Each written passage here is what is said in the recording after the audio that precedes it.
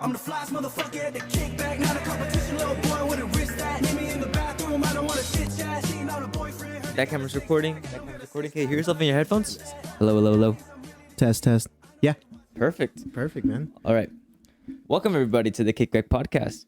We have, this is a continuation to a whole new era of the Kickback Podcast. As you can see, once again, brand new location. Again, we're always moving. We're always figuring things out. And I'm here with a special guest, musician, songwriter, rapper. Do you produce music too? Yeah. He does it all. I just started learning too. I did it on the recent album I just released. It was a lot of fun. I dipped my toes into producing, but it was really fun. I liked it. JAYBOWERS, everyone. Thank you. Welcome to the Kickback Podcast, man. I know we've been talking about it for like a while, but man, I was like, this guy, I like what he's doing. I like the podcast and stuff. So I was like, let's give it a shot. I do see something, I don't know. I just have a lot to learn, and I'm very excited to learn from everybody that I meet. Dude, I do the same with music, with producing, songwriting, anything like that. I dip my toes into different things of music, and I pick brains of like Ergy, Kenny, so on and so forth. Even from like a music video standpoint, I try to pick Ryan's brain on storyboarding, and we all come together, and it's so fun because sometimes we bullshit, but other times we're like, how do we do this? Like, what do we do? What do you think is like the best way to find those ideas? Like, what is something that you do that usually gives you like the best idea into your next song? You know what? It just depends, because with music, I tell people this all the time when I'm songwriting, because there's people that freestyle, there's people that genuinely write like me. And I typically think of something from a visual standpoint while I'm writing. So throughout the whole album I released, I was thinking, how would I put this in a music video? And so you're thinking of so you're seeing it like from like a film director standpoint, where you're seeing the scene, how this song would incorporate. I see. And Interesting. It was funny because we were talking about music videos recently, and I talked to Ryan, and Ryan's like, dude, let me know what you need for storyboarding. And I'm typically like the guy that's like, I'll do it right then and there. Like I'll picture it and go from there. But I also learned to not be as selfish and pick brains of other people, because I'm open to anything with music. But from a visual standpoint, like I did video production in high school, so I was like, I like certain things. But picking brains of other people is so much fun, because we're all pitching ideas and we're telling a story in the music video, but we're like, okay, how can we do this? And it might be like the stupidest idea sometimes. We were like, wait, time out. Actually, that might work. Exactly, bro. Also, brought some Prime. Thank you for this, by the way. We talked about this on Instagram, and I was like, we're going to bring this. We're going to try it. Because you never tried that one? I have never tried the blue flavor, either in the energy drink or in the regular original Prime. You know what? I've never tried this in the regular Prime, I believe. But I've tried the lemon, lime, strawberry, watermelon. Those are pretty good. Yeah, That's the strawberry raspberry. watermelon was really good. Really good? Yeah, I enjoyed that one a lot. I liked this one personally. This is by far one of my favorites. That's your favorite one? Mm-hmm. Damn, I'm about to get some caffeine, no sugar, electrolytes, and it's vegan. I don't know what that means, but hey. Nah, dude, it's a lot of fun. If it's not coffee, it's Prime. Not bad? Oh, no, this one's good. That's good? This is pretty good. I had a cup of coffee earlier in the morning, so this is going to get me fully awake. Just if it's not coffee, it's like energy like this. If it's not this, it's pre-workout. That's for sure. I can't take pre-workout. I do it when I'm going to the gym. It's fun. You know what? I'm crazy because we talked about this behind closed doors with wrestling and stuff. I'm a sucker for like intense workouts. Like with wrestling, it was always heaters on, sweaters, all this, like closed doors. We're grinding. Yeah. At the gym, it's like I don't need to wear a hoodie and stuff, but one drink of pre-workout or one scoop of pre-workout and I'm full go. It puts you in that like little mental state where it's like, I don't know, the way that I can describe the sound that goes in your mind is like, it's like, well, I always go to the gym by myself, unless I'm like rolling around in like mat rooms and stuff. That's different. But if I'm like weightlifting, I'm in my own era. It's just villain arc style, headphones in, Sigma music on blast. But that's it. And then I finish it with the sauna, and I'm just full go. It's fun. I miss the sauna. The sauna was so cool. I love the sauna because it's like, I like getting a good workout, intense workout. I'm in my mind. I'm getting my mind right. And I typically do it when I'm not doing anything else early in the morning. What gym do you go to? Choose. Okay. So I currently live in Rancho Cucamonga. Okay. And when I moved out there, I got a gym membership and I was like, oh, it's not that far from me. But sometimes I would go to the Corona one and it's just like, I like going to the gym and being in my own element. And it's a very therapeutic thing. Yeah. Because I've heard I'm it just really like, is for a lot of people. Exactly. And I make sure I take care of my body before and after, even during. And I feel good. I feel cleansed. And I'm like, all right, let's get through the day. Yeah, because it's like you already did something so hard. You know, that's why like I don't know if you're seeing on my stories, but I've been waking up in the morning and just going straight for a walk, right? And you put on your shoes, put on your sweater, and you go. Yeah. And it sounds so hard, but it's like once you're out, your mind is awake, but it's in the like, I just what? But your body's moving. You're still going. So it's so calm. It's so quiet. You know? Exactly. And you know what? When I'm at the gym, it's just I take the time. Like I start off about 10, 15 minutes of cardio. Just cardio. I'm on the bike. And I'm just like as if I'm cruising, just clearing my head, whatever negative energy that I have or throughout the week, if it was a long week, use that cardio and I get a good sweat. After that, it's just pure weightlifting. And I don't overlift, but I don't underlift, if that makes sense. Yeah, so you know your body. Like, yeah, so when I you got a do good workout. lightweight, a lot of reps. Okay. So like lightweight, but I'll do like 5 sets of like 15 or 20. Okay. And I make sure I control my pace and I don't settle for less, but I don't settle for too much. So it's not only a thing that I've done with like gym workouts, but it's also like throughout music or if I go to the studio and Ergy's like, hey, let's go start working on a couple things. I'm like, all right, cool. And we'll start doing all that. And it's easy to clear my head that type of way because with music and it's a weird thing comparing weightlifting to music, but music, there's times where you become overwhelmed because you're like, how is this going to sound? How is it going to be for public view? How is it going to sound quality wise, production wise? You never know. And I would often get writer's block and it's just immediate like shit. Like I don't know what to do. So I do certain things to clear my head, get rid of any negative feedback towards myself. And it's just like, we'll find out once we play it together. Yeah, and working out, would you say working out is one of those things that takes everything out of the way? Dude, for 100%. sure, right? It's so therapeutic for me and fun, and I'm just like, got it. We're good for the day. And then wrestling, you said, like that's got to take the bitch out of you. You know, dude, 100%.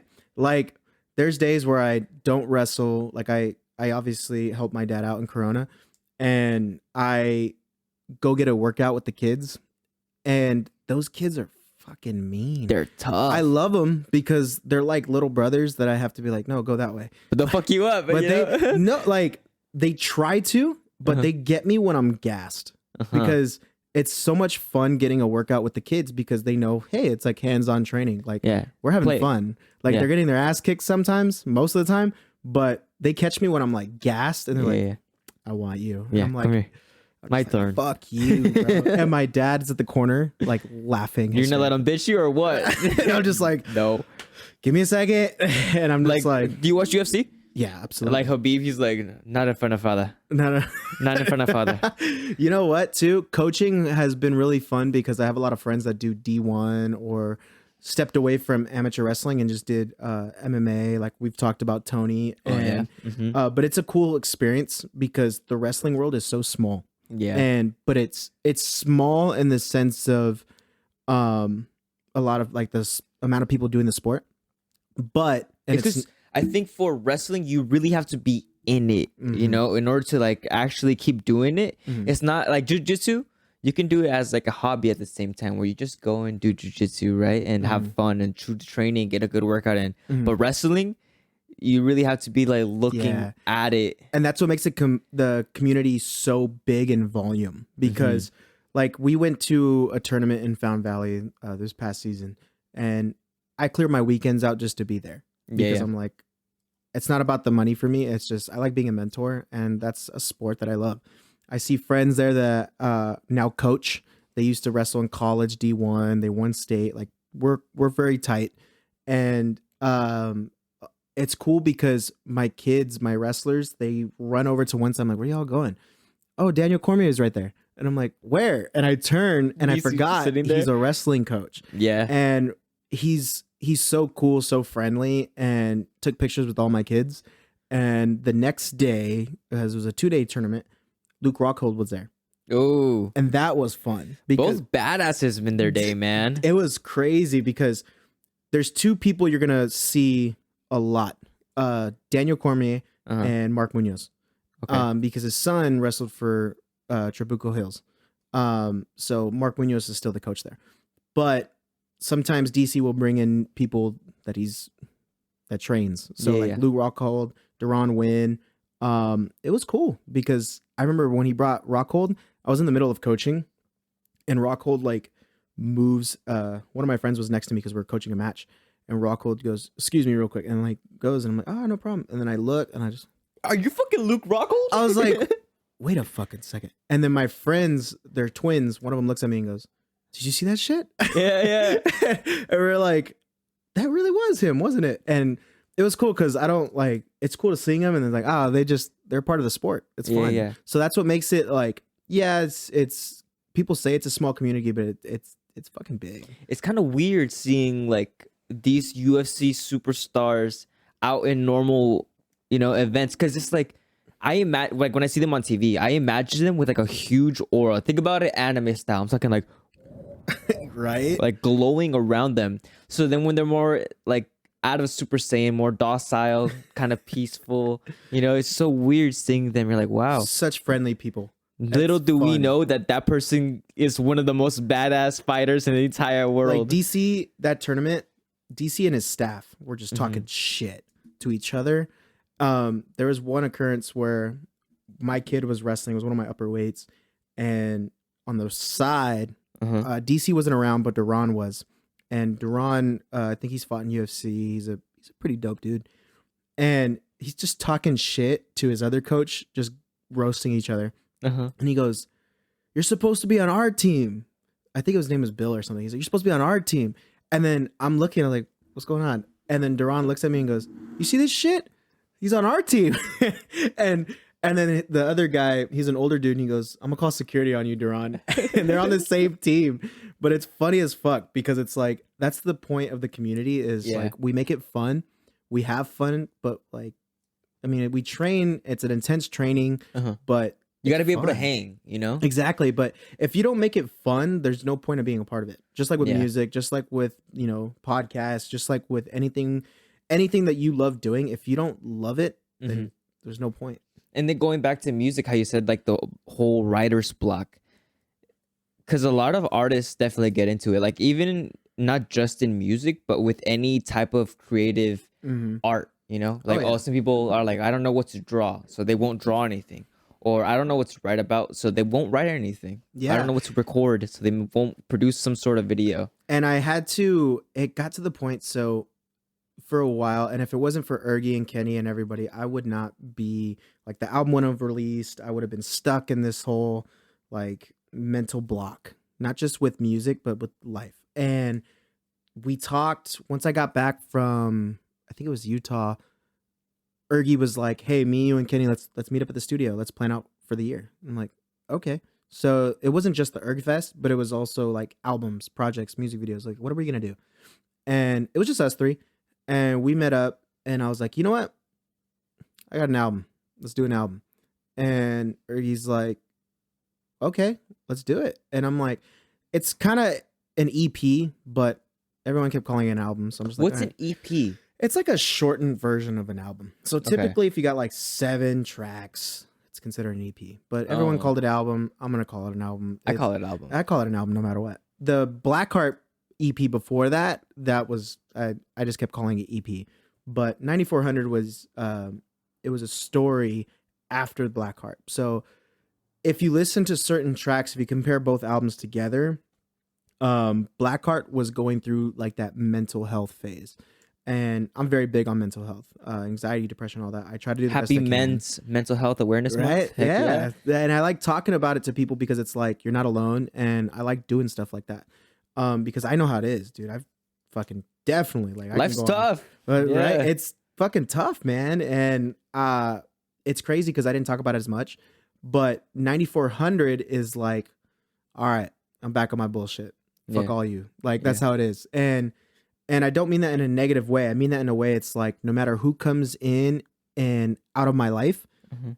I'm still moving. Yeah. Like I don't give a shit. Like I still care for myself. I still care for my group. I still care for the music and everything. You know the truth, like Exactly. what it means to know the truth. Exactly. And you know what? Once I walked into that studio and we planned out, we had a like meet a little powwow meeting of some sorts. Mhm. We didn't even work on music. We just like, what can we do? You Yeah. know? And I told Ergie and Kenny about it, and they were like, okay, let's Mhm. do it. And Kenny had a different album for me called Preach 2, which is already in the works because it's the very first project I released was called Preach and it was on SoundCloud. And Kenny's like, well, we use all platforms now. Let's make a whole ass album. And it's not just 7-8 tracks. It's like 11 or 12. And I was like, are you down? He's like, Yeah. I'm It's a big down. project ahead. Yeah, it's fun. So Yeah. he's like, he's excited, and I'm excited because it's like we're gonna release 2 projects in a year, Mhm. and that's just for me. Ergie's got stuff, a couple other people got stuff, so we're like, we're gonna have fun. And it's already been 3. No, it hasn't been 3 months. It's been more than that. Midnight Santana released an album. I was on it, Yeah. and that's the first. No, it was Smoke. That was the first one. That's the first time I featured on his track. And then Ergie's set to release an album. I released an album. So it's like, oh shit, like this is really Yeah, happening. yeah. Like we all did it. We all And released we're an like, album. all right, cool. And it was not only like an album, like an actual project I'm dead set on, but it was like, coach me on it. If there's anything I need to work on, tighten up on, help me. I don't take feedback like up the ass. I'm straight up like, I had to deal with coach in Yeah. wrestling. So like, let me know. Mhm. So, Let me know how I can get better. Yeah. Or what you think would make this project better. and I don't take it in a way, it's like, if I have my boys with me, it's like, I'll learn. Uh-huh. If it's, certain things and people are just emphasizing on negative with no Mhm. positive, then I don't fuck with them. But with the guys, with our group, with our collective, not just us, but like you got Ryan, you got Adrian, you got Jordan, all of us. Like even if I don't talk at all, I don't go on sessions with Jordan or Adrian a lot, but I go with Ergie and Midnight and all them. They're still doing the same shit we're doing. Like, it's Yeah. like, what can we do to get 1% better every day? And it's like those little differences that they do, because you guys are all doing the same thing, Yeah. making music, having Mhm. fun. Mhm. But you guys do it in a different way. So you can get like little things from everybody Yeah. and adapt it into your own And style. it's so much fun because we're like, the first ErgFest, we all became super close. And it was, I remember that was the first time I performed in a while, like years. Mhm. And I'm like, dude, let's do this shit again. That like, was fun. And you know what? I was just having this conversation with somebody about, it was something different, but it pertained to like the nervousness. And I'm like, dude, I haven't performed in years. And I'm like, you know what? Fuck it. When I'm on the stage, I'm going to show out. And it was fun. I mean, obviously, like I look back and I coach myself, like, how could I do it the next time around? Like, Yeah. what's the energy I'm going to provide next time? And now that there's going to be a next time, we're like, fuck it. Like, what can Yeah. I do? And it's going to be different. So, but I'm happy because seeing the way we progressed as a collective, we all do our own shit, but as a collective, it's just like, oh, You really sick. see the symphony kind of play itself Yeah. out. And you know what? I give Ergie like so much fucking credit. That's Yeah. like, he tells people this all the time. And sometimes I'm like, no, like, don't say that. But he tells people every time we network, like Midnight Santana's album release, I was there. I helped, not really helped coordinate it, but I was there to perform. And I Mhm. was like, oh, fuck, I'm there. It's my homie. And I'm in the album. So Ergie was walking with me and he goes, yeah, Jay's the first person to show me a studio. And I'm like, nah, you don't have to tell people that. But it's cool because he's so passionate about what he does. Yeah. And years ago, And it is passion for sure. Yeah. But it's just that he wants to learn as much as he can about what he likes. that's why that's my boy, dude, because years ago, I think I was 17, 18. I had just graduated And I'm like, you know what? I told myself, I'm going to take this serious now. I did music for a while. My cousin showed me studio in Garden Grove. I'm like, fuck it. Let's take it serious. This is before Kenny. This is I knew Ergy, but I didn't know he made music at the time. Uh-huh. Then we all started networking separately. Like I networked with Ergy here and there. This is when he had the studio at his house. Mm-hmm. And then Kenny, we knew each other based off of mutual friends. And then we ended up becoming like close. I met with Kenny, and then he met up with Ergy, and then we all became a unit, and then we started expanding. And I took Ergy to a studio in Garden Grove where we recorded a song that's still on SoundCloud called Samurai Jack, which is like boom bap style. And once I heard him rap, I'm like, oh, sick. This guy's not fucking around, you know? So I was like, this is fun. And then years later, fast forward to now, like he's got his own studio. He gets clientele. We try to network. We keep business and personal. But that's my boy. Like, and I'm it's always really gonna have cool his how you back. mentioned the meeting part, right? Yeah. How you guys all. I've noticed that Ergy does do that a lot, where he does his meetings, and it's so cool because it's things that normal people wouldn't really be doing. It's like actually sit down and have a meeting about a certain topic or a certain project that you want to make like the best. You want to make it the best as possible. So how are we gonna get there? Yeah. You know? And you know what? He's such a positive human being. Like no matter what adversity he has in his life, he's such a fucking positive human being. Mm-hmm. There would be no Jay if there was no Ergy.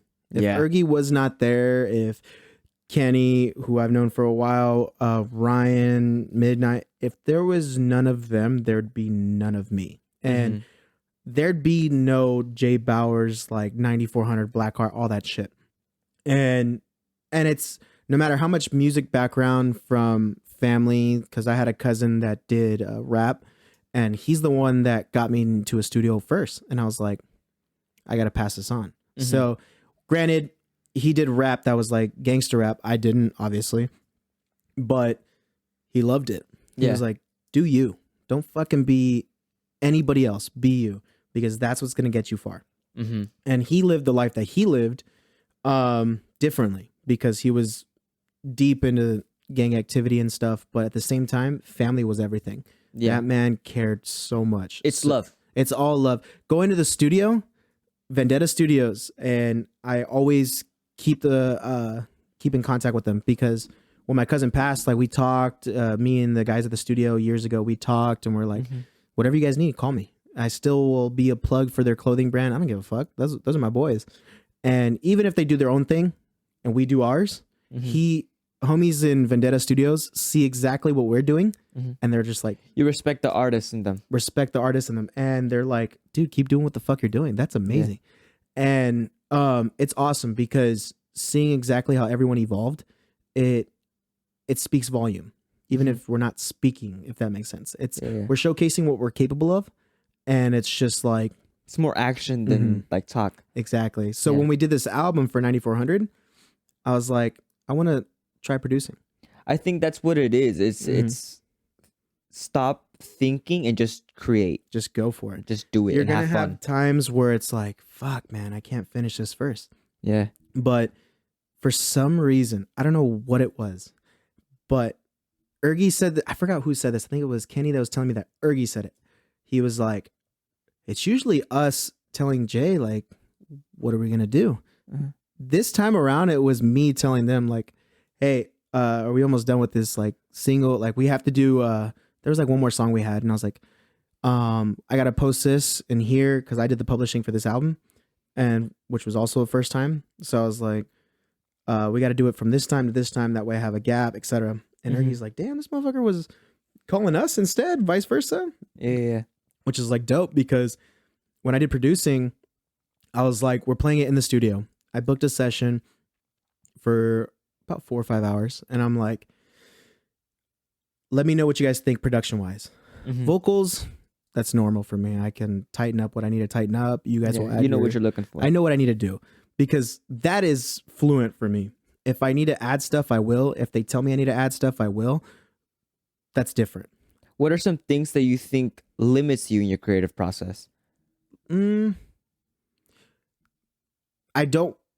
only limitations I would say is I don't want to go into a route where I sounds like somebody I'm not, if that makes Okay. sense. So staying as authentic as possible to yourself.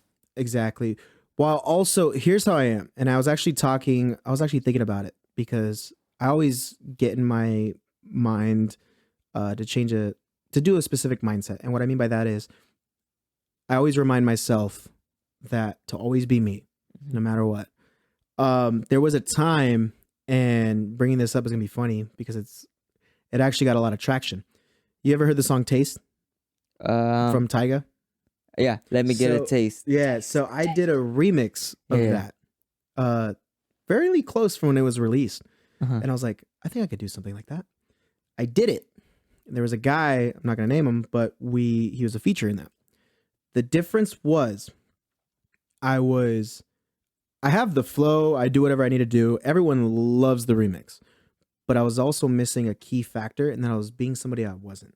Mhm. Granted, everyone likes to have fun, make it, party every now and then. That's not who I am. Like, I like being relaxed, being at home, cool, calm, and collected. We go to the studio. Like, what's all so wrong with peace? Exactly. So- it's so nice just being able to just go and Exactly. do whatever you want. Don't get me wrong. The album or the remix to that song was so well that when we did a music video for it, Mhm. the fucking record label copyright strike it. No. Thankfully, they brought that shit back. But Let's go. because I appealed it, and I'm like, what the fuck? And I was sending it to the guys. It was like years ago, and I'm like, they fucking copyright strike, Yeah, they took it down. bitches. But the song still Assholes, plays on yeah. SoundCloud because I'm not gonna do it on all platforms because I don't want it. I didn't want money at the time. I don't want money now. I just want exposure. Yeah. But people were like, Some of you get it twisted though. yeah, exactly. Big time. I don't- Exposure with 20 followers. Shut up. Shut right? up. For me, it's like the money will come later. I want the recognition. Yeah. And I stick by that because in order to make money, you got to spend it. So Mm-hmm. people that, I don't want to shit on people that quit their day jobs and stuff. Passion is key. But for me, I took a route where it's like, I'm not going to quit what I have to do to make a living. Once music is saying, hey, you're good to go, Mhm. then I'm good to go. Other than that, I keep moving. But the Taste remix, we did a music video for it and everything. And the person who told me, yeah, I know Chris Brown, I know this, I know that, they didn't pay for shit, bro. They were as a whole facade. Yeah. And I'm fucking 21 at the time. I think 21. It's like, I can call your bullshit, bro. Mhm. You don't And- need to stand there and keep going and going. I see it. Just And I paid chill. for the guy who filmed because he's a good friend of mine. I Uh-huh. paid him more than what he told me because we wrestled the same year. We went to different schools, but we wrestled Mhm. the same year, and he did video work. And I'm like, I'll pay you, bro. I don't care. One thing for me is I don't care how close we are. I will pay for anything. Mhm. Like artwork, got it. Studio work, got it. Video work, got it. I'm like, if you ask me, I'm not gonna be like, fuck no. No, I'm Yeah. gonna pay. I don't give a shit. I get what you mean with money. I don't really look for money per se. If I'm going to work at my job, it isn't because I need the money. It's just there's some things that I have to pay that it's just an obligation, and in order to pay that obligation, I have to work here. Mhm. But it's not really because this is how I live. Mhm. I can easily just go, I'm done. Fuck it. I'm going to do this. How I'm going to be able to pay those things off, I don't know. I'll figure it out. But this is what is actually allowing me to keep going. Exactly. And you know what? I'm a guy that's like, I dream big. Not Yeah. just for me, but That's for really good. the studio. Not just for me. I'm always gonna have the same mindset. Yeah. But for everybody that is revolving around Erg Studios or that collective. And Yeah. what I mean by that is same goes for here, same goes for whatever Forget Tomorrow's doing, whatever Jordan and Adrian are doing, Ryan, Ergy, Midnight, myself. The list goes on. We have Yeah. a big collective, if we're being honest. But it's like I want everyone to be successful. And I will do whatever I can, as much as I can, to be able to provide that. Like anything anyone needs, give me a call and I'm there. That way I can assist. Even if it's not a money thing, it's like, hey, let's can you help me plan this? Absolutely. I've Mhm. done it for a while. I could do it more. But the thing is I still stay true to myself. And that's what the theme of the album that I did, that's what the theme is. Stay true to yourself. A lot of people ask me what 9400 means. They're like, would you just put a 4-digit fucking number on there? And I'm like, no. I was born in LA County, 9400 Rosecrans Avenue at the Kaiser in Bellflower. So I was an LA baby, but I grew up in the Inland Empire. So I just say I was born there. The theme of that, the reason why the number's there is because it's never forget where you came from. And I tell people that all the time. Each song in there is like, it has a specific message, but the theme stays the same. The moral of the story, I guess you could say, is stay true to yourself. Never forget where you came from. Yeah. So every song I did is like, fuck it. I'm just here for the ride. Yeah. And I'm still putting my heart into it. Exactly. And I still put my heart into it. I still put my soul into it, but I have fun. Mm-hmm. Blackheart I had fun, but I was still in some sort of mental block, just trying to get out. And somebody added fuel to the fire. It was really cool, but they added fuel to the fire to wake me up mentally. And I'm like, oh, okay, cool. Because for years, I was always like, people come and go, and I'd be hard on myself for that. Now it's like, I don't give a fuck. Yeah. I'm still moving. That's so interesting that you bring that up. I was just talking about letting go, like in general, about everything. Yeah. People, about things in your life that you have to keep. Like, for example, I just had to let go of my entire studio. Mm-hmm. And I'm like, this fucking sucks, but like, there's a reason to this. Everything is shifting into place so weird.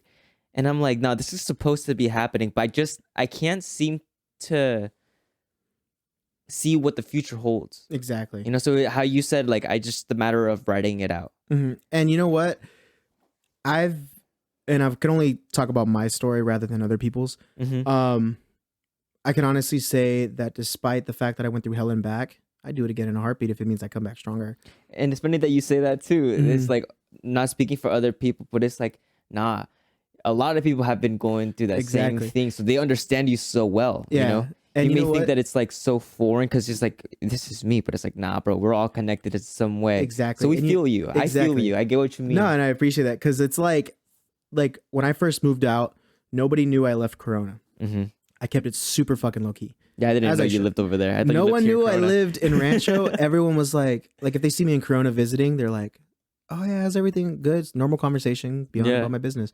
Nobody knew, with the exception of a small amount of people, knew that I lived in like Rancho. Mm-hmm. I was hidden, isolated, fuck it, right?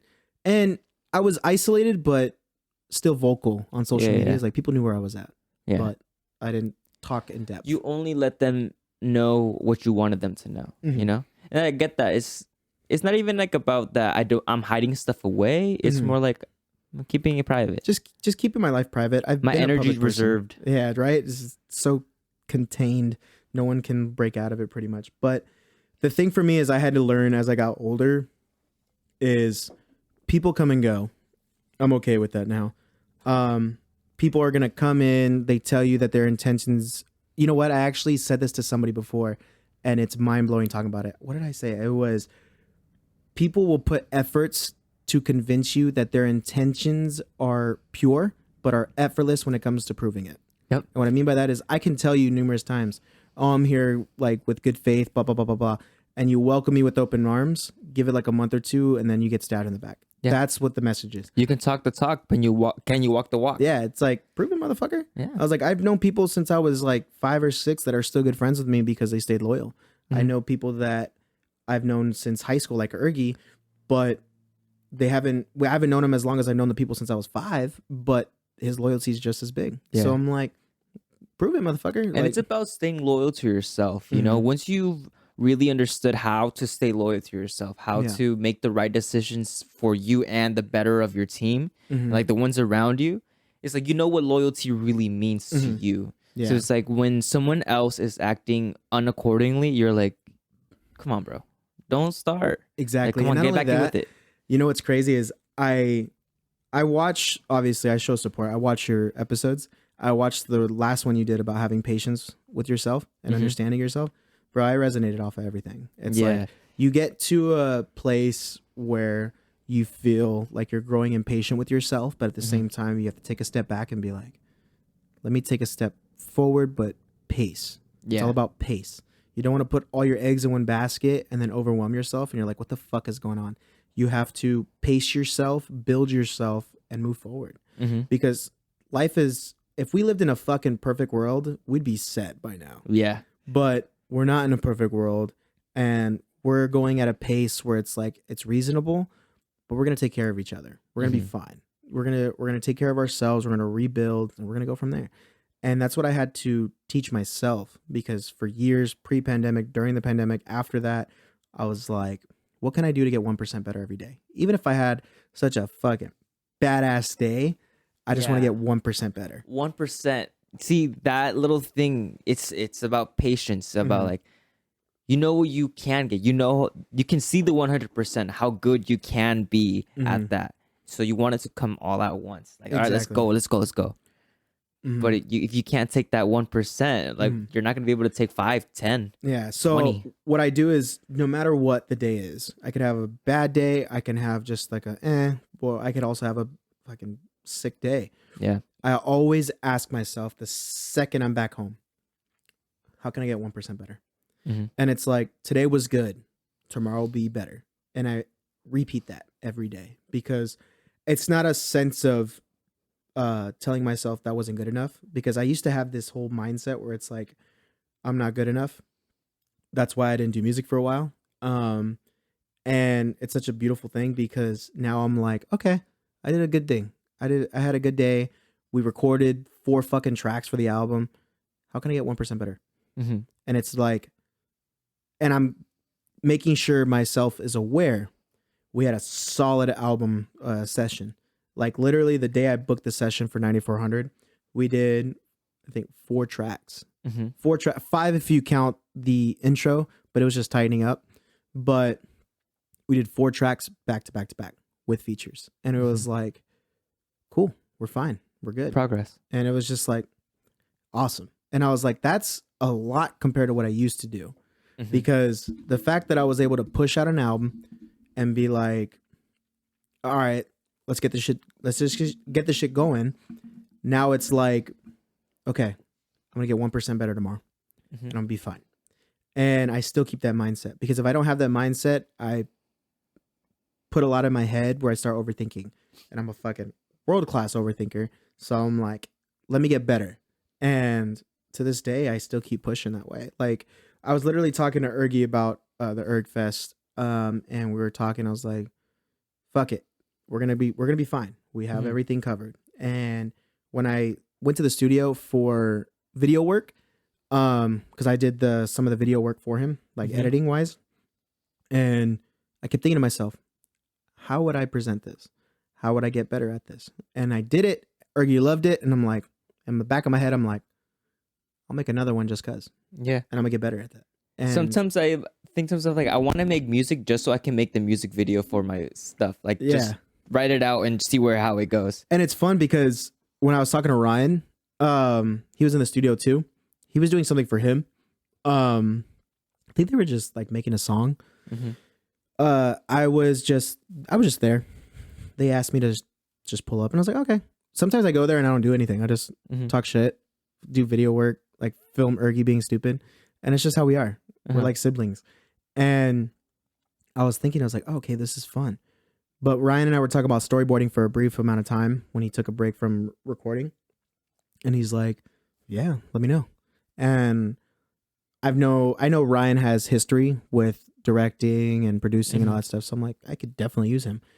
I'm open to anybody's ideas. If there's changes, there's changes. It just has to make sense. But, excuse me, but we have to be telling a story. Does it have to make sense? Depends. Depends. Because we were talking about certain songs about what we want to do. Like Running Man, Ergy had this idea, because it's me and him.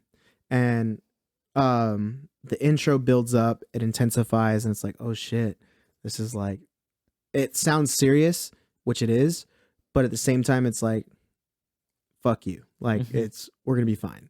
Running Man pulls up, and it's like, people are pretty much scared to prove their point. And it's like, nah, we're not doing that shit here. That's why the song's called Running Man. To me, that's the meaning. Ergy has the same kind of the same message, probably in his own way, but it's like, we don't give a fuck. We don't care. We're gonna doing what keep we going. love, and you can go fuck yourself. Plain and simple. And that's how Running Man was. And Ergy was like, I want to run in place and all that stuff. And what was the movie that we thought of? I think it was Get Out, from the scene where that guy's just fucking love that booking movie. it. I love it. Just When the guy just books it, Ergy's like, what if we do that just running in place? And I'm like, we have so many ideas that we're just going to be like, we can plan it. Yeah. So Ryan, we're going to start storyboarding probably after ErgFest because we want to dedicate that. Another ErgFest? Of course. When? I'm waiting. I think he's planning July 14th. July. Oh, that's right around the corner. Mhm. That's next month. Yeah. That's crazy. I'm literally waiting for the green light to Yeah. post, which is funny because I have everything with me. And Ergy's like sending it to the chat of artists that are performing, but I'll obviously be performing again, which would be fun. I'm doing the whole album. So I'm Nice. fucking excited. They're like, do you want to do anything specific? I was like, we're doing the whole fucking album. And Yeah, I was like, dude. Intro Plan to out that performance. Plan it out. So, because one thing that I've been learning about music is, I mean, I haven't been listening to any new music, but at the same time, I've been listening to the old music differently. Mhm. So I'll play a song and I'll just like truly like listen to it. And instead of thinking of what it is, it's more of a feeling. Yeah. It's very interesting the way I'm looking at music now. I listen to a particular genre to clear my mind, and no one knows, like, I'll say it, but no one would think it's classical.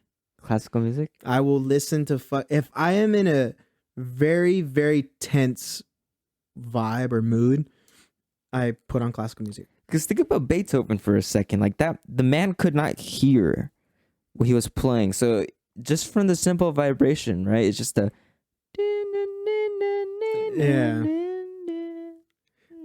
Just vibing you know? with it. And I love it because I'm a sucker for certain instruments. Violins, piano, cello. cello. Oh my A god. strong cello in the background, dude. When Always. shit gets like intense, you Yeah. hear that? Dude, I love it. But Mhm. I'm a sucker for stuff like that. When I produced, there's certain songs you can hear that I add a little taste to it, like, or choir. Like Deja Vu in my album, it's like it's keys. It's Mhm. full on piano. And it has a good melody to it, and it's like, oh shit. Mhm. All right, cool. That's literally the song that I did. And I Who are produced some it. of the people that you look up to in music, like that you? I wouldn't say resonate because your music is like your own music, how you say, right? Mhm. But you look at some, I guess, inspiration.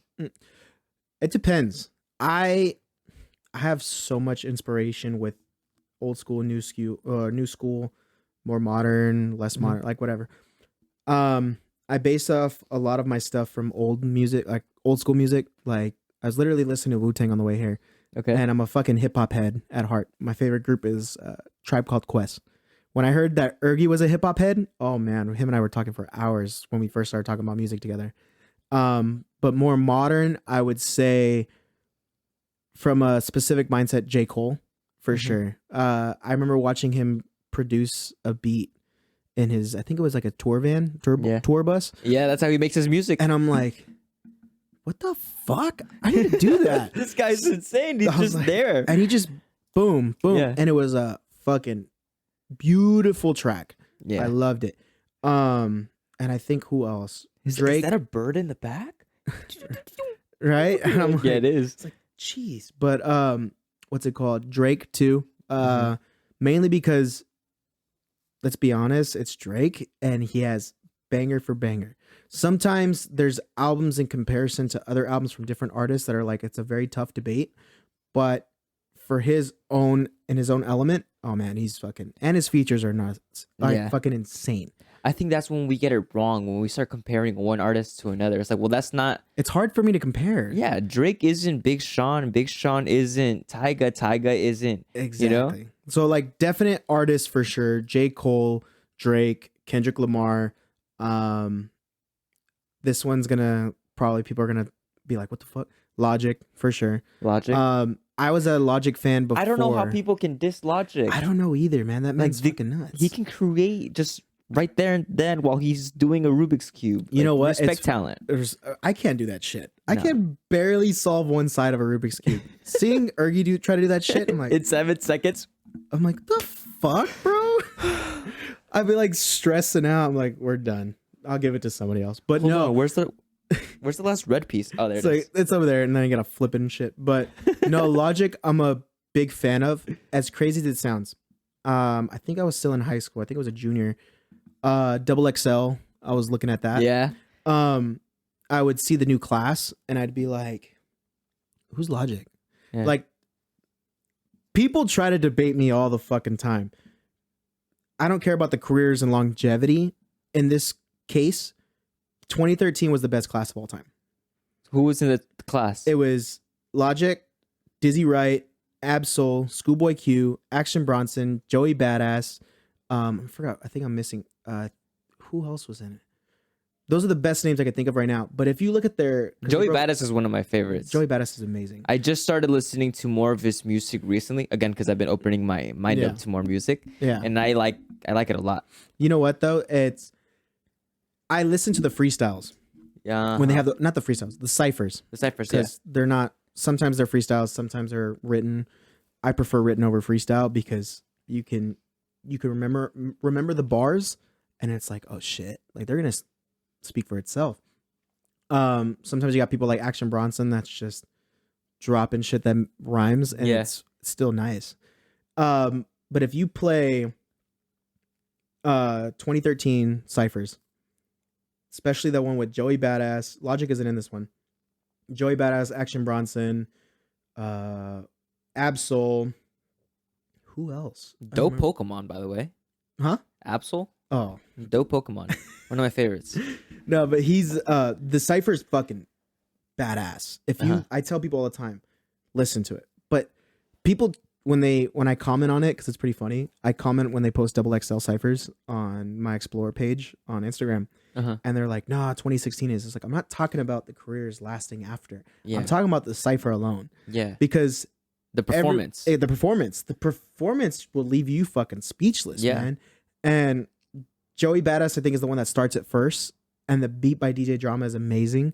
And I'm like, bro, that's fucking nice. It's just when people come in and they go in with everything they got. Like you've heard it on actual, or I always bring this one. What's poppin'? Right, the cipher that he does with Tory Lanez with the baby. oh my God, that's right, amazing. they all go in and go fucking hard, Mhm. like the entire way through, and you really feel like the intensity. Like I can imagine them in the studio, go, and they just fucking go hard. They're like, all right, that's the fun. Yeah. But it's funny because people get so like not pissed because if they do, that's being extra. But they're like, nah, 2016 is. I forgot what year that was, but I'm like, no, like 2013. You can't compare both Yeah, because they're different styles in career. Like, I think 2016 was. was it Lil Dicky? I think Lil Dicky New crib designer. doesn't got a driveway, still pulling out while I'm looking at the fireplace. That motherfucker is tight. But it was Lil Dicky, Lil Yachty, Lil Uzi Vert, 21 Savage, Designer. Like they're all like I still love 21 Savage. Designer in that cipher though. Dude, it's like, don't get me wrong, it's good. But listen to 2013. It's like, Yeah, fuck. And I became a Logic fan before that. yeah. Like once I heard about him, I was like Double XL's website, it was like, oh, Peep Logic, his music. Mhm. First song I listened to was Nasty. Still up on YouTube, but it's not on all platforms. So I think it's on SoundCloud. Mhm. But I was like, I fucking love boom bap, like hard hitting boom bap. Granted, my style is a little different now. I'm more flexible. Why do but people still. not like Logic's? I think music? because he compares or he does the whole biracial thing, Oh, and it's like, just let him. What the fuck is he supposed to talk about? like Eminem? No, like because he's half black, half white. Oh, okay. So okay. people are like, we get it, which I think that's the only thing. But dude, if you take that out, and look at what he's actually fucking doing. and it's like, dude, that man was like, the second he got double XL, he got the recognition, and then it was like kind of stagnant for a little bit, and then he did the album Everybody, and that took him up. It's like talk shit all you want, but go do what he's doing. Mhm. Try it. And you know what? There's a lot of rappers, regardless of what they look like, Uh-huh. the ones who have nasty ass flows, and I love it. Like Jack Harlow, I started listening to him. I think the first song I listened to was Sundown before What's Poppin'. And my friend showed me him. He's like, my friend, he lives in Texas now, but he went to Corona too. and he was like, I think you could resonate off this guy. And it was Jack Harlow's Sundown. Before all the like the what's pop and popularity and shit. And I'm like, damn, I could fuck with that. Yeah. So I started listening to Jack Harlow, and I'm like, okay, I fuck with that. His recent album wasn't even anything. It was completely different from his album before that, but it was pure bars. If you really take a dive into this album, Jackman, it was pure bars. And I think it's Blame on Me is one of my favorite tracks because he's just like, you can hear the bars, you can tell the story, and it's just like, we were just talking about that with Ergy. Ergy's like, I kind of stepped away from boom bap because it's like, at the same time we have to tell a story. The message is going to still be there regardless of what type of hip hop we do or track we do, but sometimes it's not about having a story, it's about just having fun. It's about having fun. That's why 9400 was just the same. And I'm pretty sure Midnight Santana, a good friend of mine, his album was just the same. Ergy's, I'm pretty sure his is going to be the same. I haven't even heard his fucking album yet. And I can know for a fact it's just having fun. He's been talking about it. He's like, dude, this next album right here, the next album, insane, dog. He's never changed. Nah, it's the funniest shit. I just met him was it last year, I think? Or the year before? I think was it before the first Ergfest? It was before the first Ergfest. Yeah, he's fucking, I love him. We've known each other in high school, and then he wrestled, and then we got know each other more. Yeah. Which is funny. And then he's close friends with somebody that I technically can call my little brother now because his brother's married to my sister. You guys should make a song about wrestling, but tie it into musical lyrics. You know what? My dad said the same shit, and my dad's like, why don't you make a song about wrestling? I was like, bro, I can't think of anything. And he's just like, you never know. And my dad is the most, I don't know, I know you told me you met him before, but this man's the most extra motherfucker ever. Yeah. You met him before. And when you told me, I'm like, that's him. Yep. This man's the most extra motherfucker I've ever met in my life, but it's my dad. So I'm like, all right. Like, I can't be anywhere without him trying to drop a freestyle. And it's the same freestyle that he said for years. And it's the funniest shit ever. What does he say? It starts with, it's funny because it's like old school Run DMC type vibe. He says it too fast. The only thing I remember is check it out, party people and the place to be. And I'm like, oh God, here he goes. And he starts doing it. Check it out, party people in the place to be. I love him so much for that. And you know what? My dad's been my biggest supporter too. The one thing he told me when I was little, because like I said, music has been around my life for years. Like I started loving music since I was 6. I wanted to write music when I was 7. When you're a kid, you just write anything. You just hat, bat. You make it rhyme. You're just like whatever. As I got older, I progressed and like, okay, I got to tell a story. I got to send a message. I got to make it make sense. But also drop fucking bars straight up. So my dad was my biggest mentor, and he would always tell me, "Do you want to do this, regardless of sports?" And I'm like, "Yeah." He goes, "Okay, show me what you want to write." Keep in mind, I'm fucking 7 or 8. And he's just like, okay, he reads it like it's homework. And he goes, you need to send a message. What does this mean? Even if I'm wrong or right or whatever, he's like, what does this mean? And he would help me. And he's like, do you know why they call it a hook? And I don't know if this is true or not, but it made sense to me. I was like, why do they call it a hook? And he goes, because it's so catchy, it hooks the people listening to it. And I'm like, I don't know if that's true. To this day, I still haven't fucking Googled it, but it makes sense. It's kind of like how J. Cole starts some of his songs with like, either like the main part of the song. I don't know, like what's it called?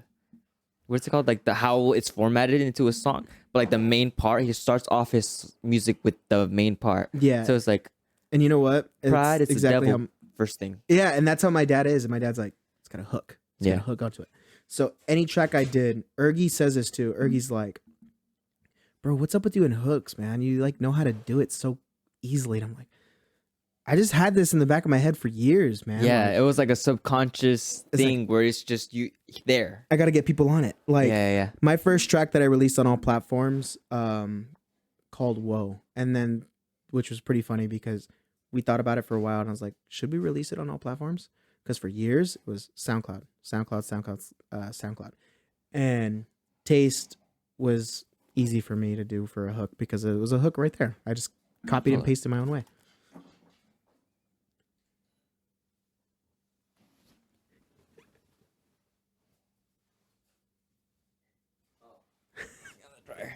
All right. No, you're good. I was like, huh? You were saying? No, but Taste was easy, and then a couple other songs were pretty easy. But Whoa, I was like, you know what? People are gonna let's vibe, let's have a good time, and we did that. And my first track on all platforms got like 5,000 plays on all platforms. It was pretty fun. Yeah, 5,000 plays is a lot for the first time. Fuck, okay. So Gives you a little something. You're like, huh? There's audience. and people I think the most coolest thing but humbling thing for me is I tell people and I read my statistics because I encourage any artist to do Spotify for artists, Apple Music for artists, because you get to see exactly how many plays you got, where it's being played. It's very, very nice to check your analytics because it kind of sets you in the direction of what's working, what can I do the same, what can I implement to my next one. And you check your demographics. You're able to see how everything's going. Like when I did Whoa, the funniest thing is that majority of it is US. Not just California though, which is cool. But if you scroll down, I see Canada, I see Germany, I see Mexico. I'm like, the fuck? I even saw Russia, and I'm like, who's vibing to this? Yeah. I like this, right? And I've gotten some on my YouTube in Indonesia.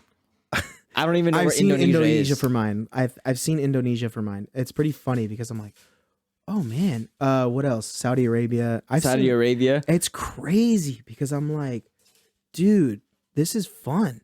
Little do I know there's somebody in another part of the world looking at my video, or in your case, hearing your song, and they're just like, yeah, I like this. this is nice. And there's one from my recent album, the track I did with the Midnight Santana, MIA.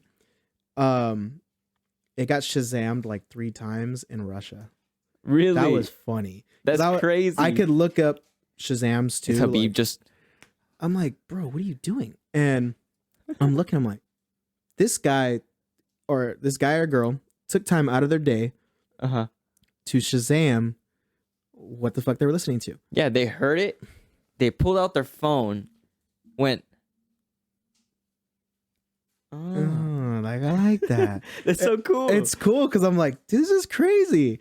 Another thing too, before I started releasing on all platforms, there was somebody that was a fan, and I was barely taking it serious for music, and the person was from the Netherlands, and that was cool because we interacted on Instagram. Yeah. I forgot who this person was, but she was very nice, very sweet, and she was like, I like your music. I'm not good with English, but I'm from the Netherlands. And typically when you see people from different countries or different states, sometimes, I mean, first things you think is that's a spam. That's exactly. It's a bot. And I'm like, this person's like Real. They didn't ask for anything. They're just like, I love your music. Your music's cool. I'm from the Netherlands, etc. My English isn't that good, and I'm like, oh, thank you so much. And I didn't know how to respond by saying thank you so much. That's all. Dude, I think she was from the Netherlands too. But back like in middle school, somebody added me on Instagram, and I think at that time I was posting a lot of my drawings, right? And they followed me for that reason. Same thing. They were from another part of the world. I want to say it was the Netherlands or Denmark or somewhere European, I think. I don't know where it was, but they didn't speak English all that well, but they were a huge fan. And I was like, of what? I'm just drawing in a book. It's crazy because I'm like, dude, that's fun. Yeah. There's one time where it was actually in the country. Where were they? I don't know, somewhere in the country, but I think this is when I did Taste, and they said, oh, your music's good. I love it. And I responded, and I think the funniest thing is I was extremely like what just happened? But the person was like, oh, I didn't think you were going to respond. Blah, blah. And I was like, I always respond to everybody. I don't understand. I haven't reached that level yet. And even then I would probably still try to respond, but I was like, yeah, I respond to everybody. But they were like, I didn't think you were going to respond, blah, blah, blah. How do you feel about that? The thought about not being able to respond in the future, like knowing that one day you're going to be bigger, like so big that you won't have the time to appreciate everything around it. Honestly, I think that would be very, what's the word? I'm like, unforgettable. I think I would always think in the back of my head, like if that were to happen, hypothetically speaking, let's say it happens tomorrow, I'd probably be like, damn, I'm scrolling. I'm like, shit, I could see any artist on Instagram right now, and they're getting comments still on shit they posted 2 weeks ago. Mm-hmm. And I'm like, dude, I would love to just try to respond to some people. If I respond to at least 2 to 3 people, depending on the flow of traffic on that, I'd probably be like, I did something. I responded. Yeah. That's what matters. But for me, it's like, I will always find something to pretty much pay it forward. Yeah. Show your appreciation. Show my appreciation. I think that's fun because Mm-hmm.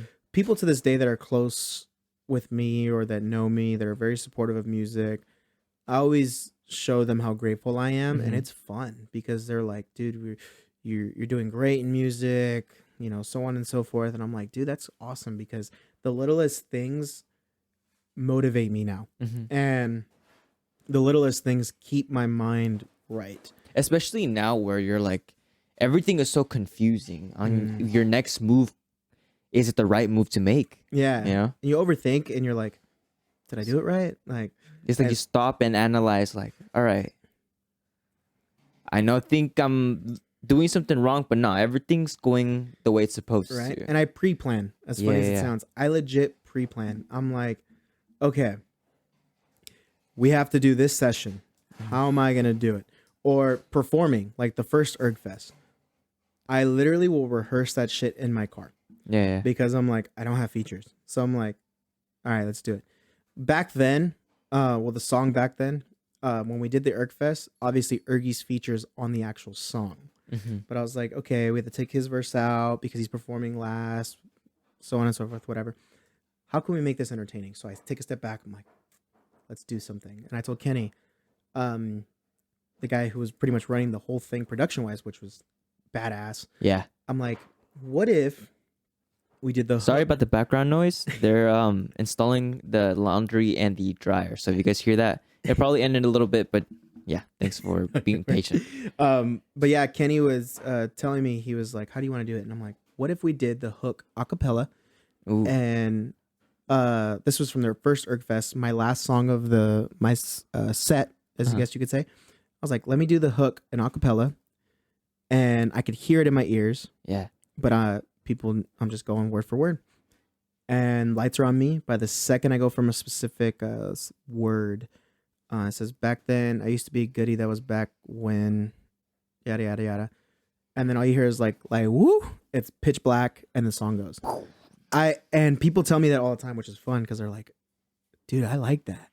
And that was the first time we met in person because we talked on social media prior, and then you took badass photos for me that I still keep in a specific folder for me. Cool. I'm glad you like them. I loved them, dude. I was like, dude, when you sent me them, I was like, oh hell yeah. I See, love even it. with photos, like I send them and I'm like, fuck, I hope that they like them. I really hope, fuck. Did I do it good? And I go back and look at the photos. I'm like, shit. No. Is it? Damn. I'm an art person. Like, I love any bit of art. I don't care what it is. Music, video work, anything. Like, Adrian and I would talk about video stuff prior. He made merch for me that we weren't able to release years ago, but he designed such nice stuff for me. And I'm like, dude, I love it. He's like, do you want to change anything specific? I was like, no. I would add ideas, but I wouldn't change a thing. Yeah. It's fun. I love it because how else are we supposed to grow if we don't pitch ideas to each other, whether it be music, videos, photo shoots, anything. Like, I'm like, dude, I want to see it. I love it. I'm always grateful for it. I'm always super kind about it. Especially with the attitude that's brought towards me, or I don't want to use the word attitude, but the actions that are towards me or the way things are being said. I take it and I'm like, oh, dude, I love it. Right. Yeah, and yeah. it's fun. That's exactly what I try to do every day is I try to think of a positive mindset. And doing the ErgFest was awesome. It made you look forward to the next one. It made me look forward like, fuck it. Like, Yeah. we got it.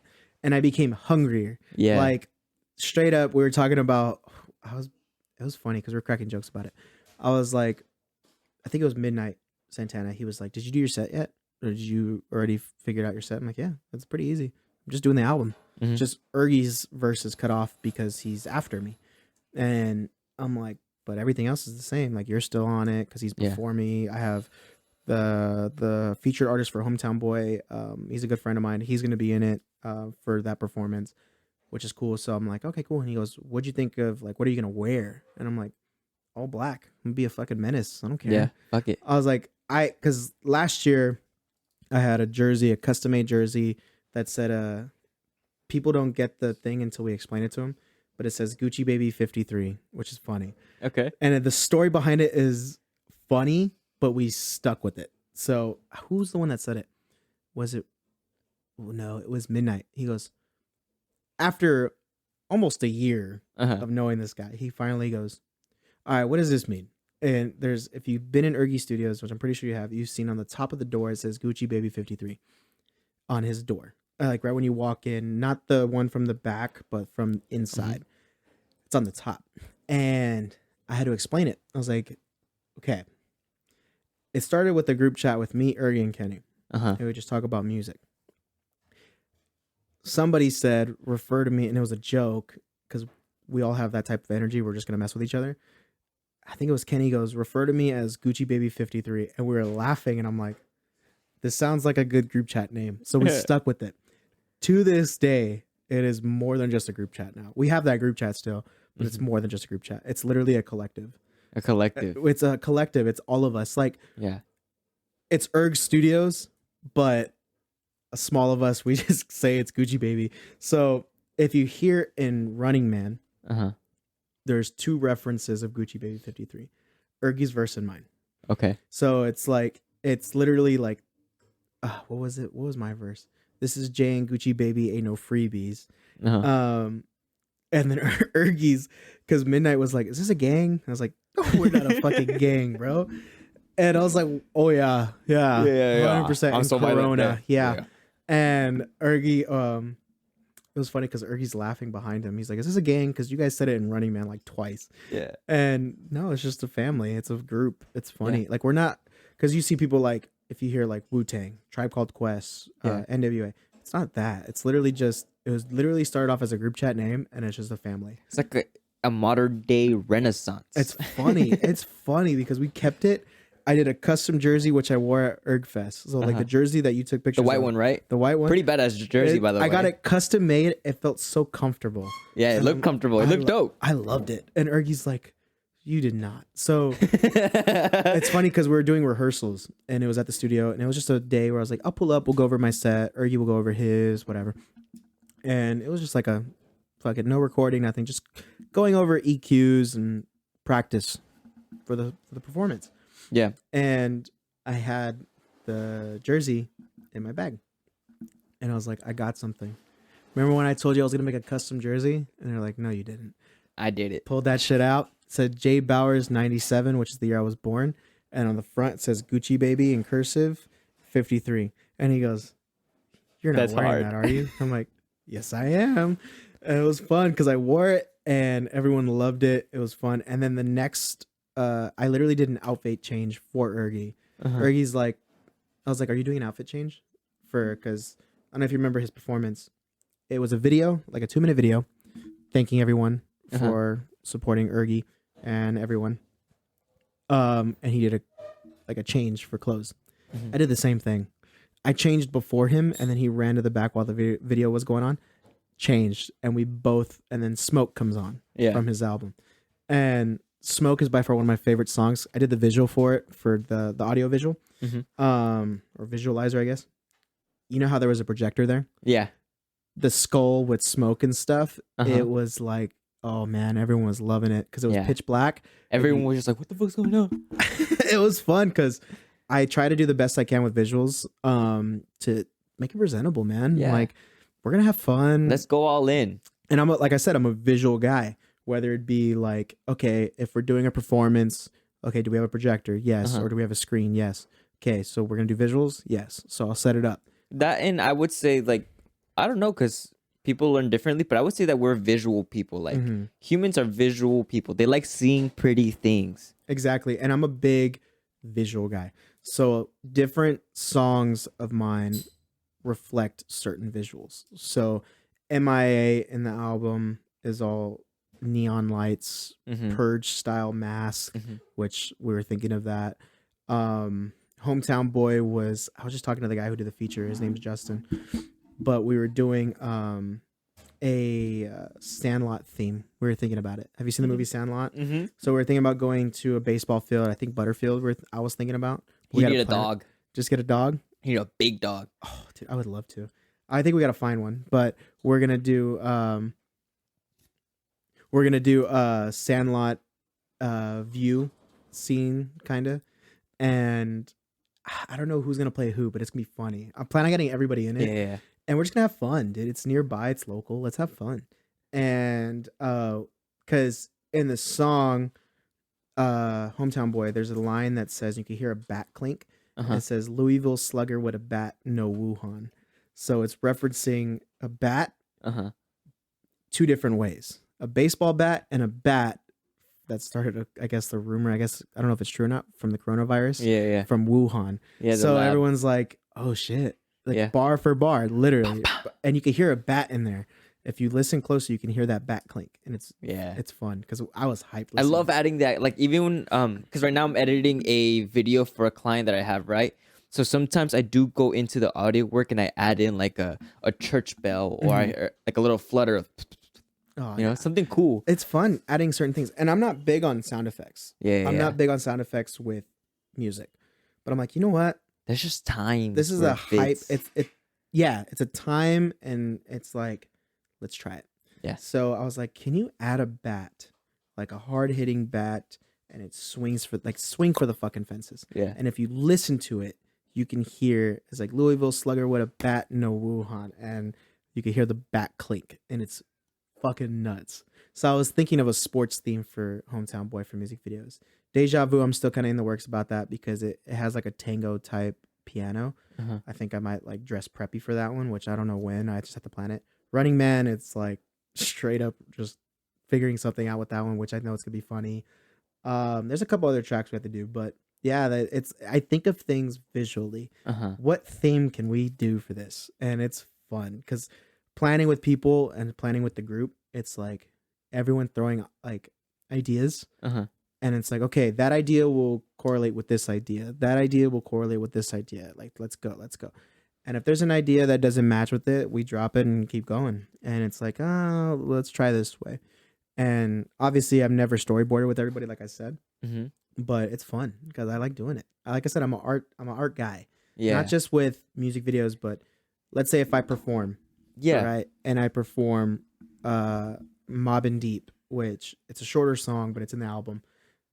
I immediately think pitch black, like no blackout lighting, but there's red lighting from the bottom. And it's just like full on intense, like, oh shit, like, this is crazy. This is about to fucking happen. This is nuts. Because obviously I'm thinking of it about how can we work with the lights. And I talked to Ergy, like, if there's a performance, I'll be like, how can we work with the lights? How much flexibility do I have to get those lights? So they'll tell me and I'll be like, okay, cool. Let's see what we can do. Obviously last time we did it, there was a little bit more limitation, but this one, I don't know if there will be. But it's like, how can I fuck with the lights? Yeah. By enhancing my performance. Yeah.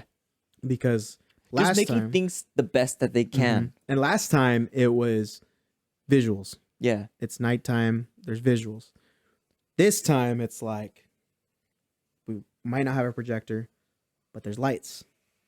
How much control do we have with the lights? And we'll go from there. So I already have certain things in mind, but it's just a matter of planning. We have a lot to plan.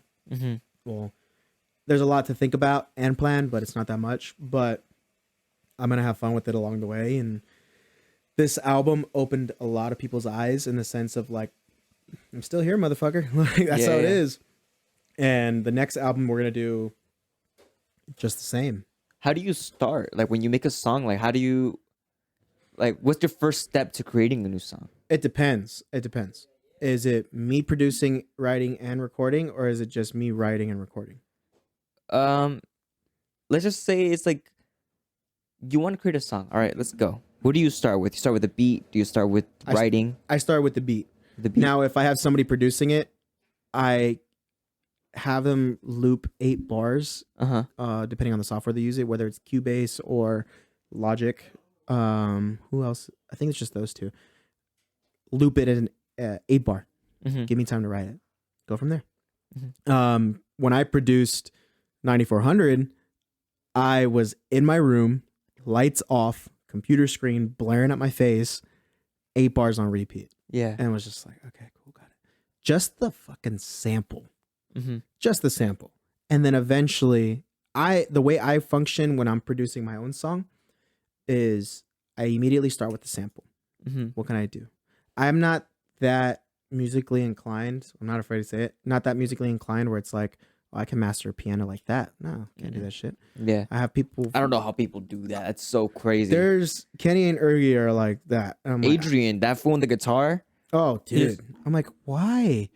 I'm like, you guys rub it in. And Yeah, it's funny because you they're don't need very to show musically off. inclined, but without them, I would not be here. So, doing a couple songs, I'm like, okay, I loop it, and I'm like, okay, how can I do this? Whatever. And I also get inspiration from songs that I listen to. Mm-hmm. Deja Vu was it was inspired by the song Gang Gang with Travis Scott. I love that album. And it was Travis Scott, Jack Boys, and Don Toliver. And the beat was not as fast, but it was hard hitting. It's like, oh shit, I could just vibe with that. Mm-hmm. So Deja Vu was based off of Gang Gang. And there's Running Man was based off of No Friends in the Industry Mm-hmm. by Drake. So it's like you could tell based on the beat per minute. Yeah. We get the beat per minute, we get the key, and sometimes we get the kick and the snare. Mainly me that I do that. We get the kick and the snare, and we try to pattern the same way but a little tweaked. Mm-hmm. So like I'll add certain things in the drums or in the snare, and sometimes I use a rim snare, and we do it our own way. You just figure it out. We figure it out. Yeah. But it's so cool because it's like, all right, cool. I'm doing this, that. And I repeat the 8 bars when I have a whole drum pattern, most likely with the sample. But if I have a whole drum pattern and it's completely figured out, it's not engineered, but it's just patterned Mm-hmm. the way it needs to be, I start writing. If the guys are producing, I just write when they have the 8 bars, because when they're touching it up, they touch it up in the moment. Mm-hmm. And they just loop it, and I just like, okay, cool, got it. I start going. And then when they go to a next beat, I change it up a little bit. I wait for them, and then I still try to write it. And then if I don't write it while they have those 8 bars, then I don't. I just have them send it to me, and I start writing it, which is not bad. Mm-hmm. But having that inspiration is my best way is being in a dark room. Dark room, Like, just nothing to see. No TV on, nothing, just the computer and my phone and my headphones. Because it's How like, do you listen to music? Like, I don't know, because that's always interested me. Like, I can see Ergie and the way that he sees music. Like, when you close your eyes and you just listen to something, it's like a certain feeling that goes in through. Of course, like every song is different, but there's just something that goes into your brain that you almost kind of feel it. Mm-hmm.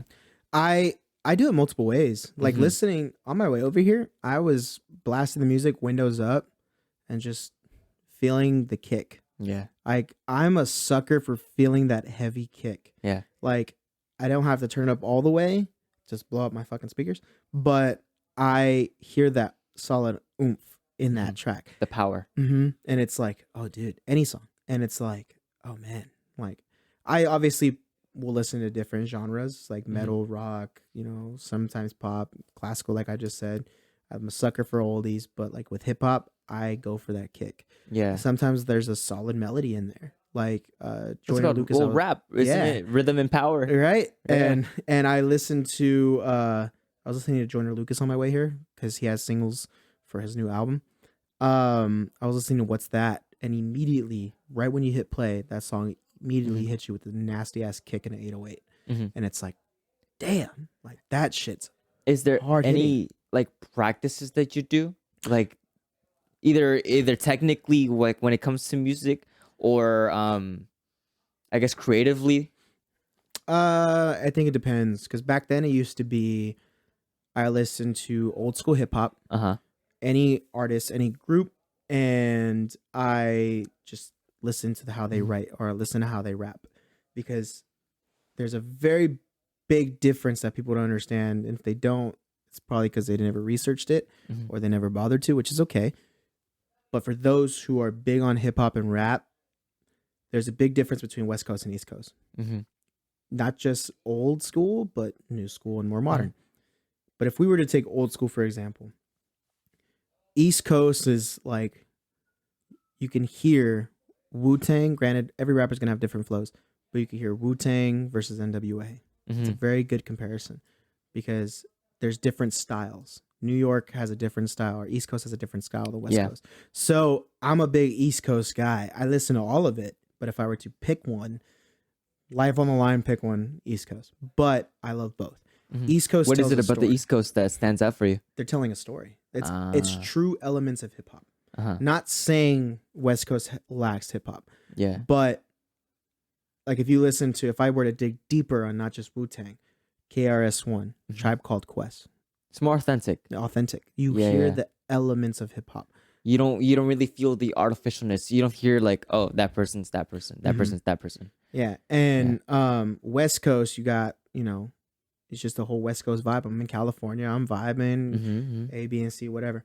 And there's nothing wrong with that. It's funny that you say that because East Coast and West Coast, like, there's so many differences in people. Like, people going more towards the East are a little bit more serious, Yeah. Or with marijuana. I've been learning a lot about that, and it's like indica. You know how it's like kind of slower. It's because it grows in the cold. Yeah. So it has to kind of go into like a more winter state. So it has that effect compared to like California, where almost all of it's sativa. It has that energy where it just flows. And you know what, too, is I'm a big indica guy. As crazy as it sounds, which makes more sense now that you think about it. Because there's times where, which brings back to the mental health thing, I'm very big on anxiety. Like, I would struggle with anxiety all the time. Even if it doesn't look like it, like, I'll get anxiety. And it's a slow build. It's like a creeper, motherfucker. Like, it's just there. It's like you don't even recognize it. You're like, is it anxiety? It's like, I'm getting anxious. Yeah. Like, what is this? My heart is just... Not as much now than how it was before, because before it was like a whole fucking horrible. Now it's just like you'll start to notice, and I'll be like, give me like 5 minutes, which is not as bad as it was before. But back then, I used to have a stizzy pen. I mean, I still do, but not as much. I don't use it as much now. And I would take a hit of like indica, or if I had flour, I would smoke it, and just like, let me calm myself. And long day, let's relax. I really do appreciate my weed. I'm not gonna lie, because like, people try to compare it to alcohol, and it's like, no, you can't make the comparison at all. Nah, dude. If I were to put 2 and 2 together, I had a history of alcohol. Like I had a history of alcohol more than I had with marijuana, and I smoked weed more than I've drank. And it's crazy because when I was struggling mentally, I didn't go to weed. I went to alcohol, and that's a dark path. That's why there's a song that I had called "Man in the Mirror," and I pick songs that I've written because it tells a story.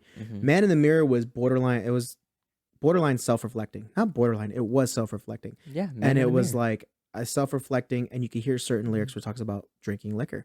Like, bro, I used to come home and pull out a sock, like in my sock drawer, there's fucking a bottle of whiskey right there, and I would drink it.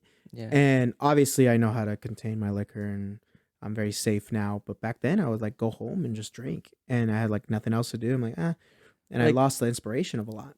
With weed, I would say that like I roll up, I spark a joint, and I'm relaxed, and it gets me thinking of like, because there's a lot going on. There's always a lot going on in life, So it's like, it kind of slows down, and it's more like, all right, time to observe and think and plan out. But like with alcohol, it just numbs you out. You don't think, you don't do. You just like, I don't know. It's kind of hard because it depends. Because I come from a very Hispanic family. I mean, I'm Puerto Rican, so I come from a family where it's like, literally went to go visit my mom, and she's like, shots. Celebration. Oh, you're nuts. I was like, we are in Utah, and you're drinking. But it's fun because I'm like, I don't drink much when I'm out here anymore, at least. Like, I'll probably have a beer or two. That's it. It's rare when I drink a lot, which is good because it's self-control for me. But back then, like I said, years ago, it was just heavy drinking. Like, I would kill a bottle of Jack Daniels, like, and play Call of Duty and barely function, which is unhealthy. And I learned that. I learned that a very different way. And now it's like, I do it when I'm on vacation, because I'm on vacation. And I'm like, I'm with my mom. She wants to see me. I'm a mama's boy. We're going to drink. We're going to have fun. Yeah. being, here it's like work, focus, better. Like, what can I do to get better? And especially when you're around those people that are thinking around the same thing, like smoking a joint or smoking a blunt with Ergy and having a talk, like it's one of the best times because it's just like, wow, I love your mind. It's funny because we'll smoke and we'll kick it and we'll just sit down and just talk, and then we'll go back to music. When I record though, because I know how lazy I can get. When I smoke weed, I don't do it when I'm working on a session or if I'm performing. After. I do it after. I'm like, yeah, celebrate, whatever. But if I'm not doing anything in the studio and I'm just there to be there, then yeah, of course I'll just. You're there to think, just there to see how everyone's doing. Like I just go to hang out. It's like a hangout pretty much. Because it's right. It's good to make it feel like a home. Like I'm just like, oh, okay, I'm just here, right? But if I'm working on music, it's like, nah, I got my water with me. I got coffee, like kicking it. It's like, time to work. Time to work. Let's get shit done. Time to create. Let's go. And it's like I get in that zone where it's like I'm same energy that I am now, but it's music. I will not focus on anything else. Sometimes we'll bullshit, talk shit to each other, whatever. That's just how we are. We're like a family. And then we go back to, all right, let's record this verse. There's things that need to get done. Yeah. And we go back to it. Being able to, behind the scenes of 9400 was very big on me saying, okay, how's everything doing? Like I'd have the patience. I never rushed anybody. You can't rush perfection. You can't rush art. Otherwise it's not going to be art. It's just there. And with 9400, Ergy would be like, hey, here, I'm going to send you these. Let me know what you think of these mixes. And we would go from there and I'd pick which one. I'd be like, okay, cool. That's it. I wasn't as, and I'm learning this which is pretty much piggybacking on what your last episode was. I'm learning this about myself is I can't be afraid of having an opinion. Yeah. Not saying they wouldn't accept it because they will accept it, but that's how our friends are. But I have to not be afraid of saying, hey, what if we add a little bit here? What if we do this? What if we do that? And I had to learn that. So the album was big on, okay, like small shit, like a sound effect, like a bat. Hey, Ergy, what if we add a bat there? Just to give it like a little like, fuck it. And he goes, okay, let's try it. And I was like, I live by this thing where if it doesn't work, it doesn't work. Take it out. Then it's okay. It's good to try it. Yeah. And it's not like we failed. It's like the track's gonna be fine. And to this day, that track is the most played on the album. So I'm like, all right, whatever. And it worked. Touched it up. Sounds nice. I have video from it. If you see my highlights on Instagram, you're happy with it. I'm happy with it. And it's behind the scenes of the album. And you see different songs being played of the album, like MIA, What's the Move, Deja Vu, all that stuff. Hometown Boy, Running Man. Like we're having fun in every clip, but we're also listening and observing. And it's like, okay, I fuck with it. There's like 5 of us there, and we're like, fuck it, we're having fun. Yeah, and it's cool, like having all of those minds because they're all looking forward to seeing if there's anything that needs to be added or subtracted to make it the best. Yeah, and that's the cool thing about the group that we have. Everyone's willing to have fun, but we also hustle as best as we can. And I think it's that little worth ethic that they implement into their art, into their music, that it kind of shows also in life. You got to add and subtract things that at the end of the day will make it the best that it can possibly be. Yeah, and we release a track. We release it. We thought it sounded good, whether it sounds good or whatever the feedback was after. It's like, okay, we move forward. That's it.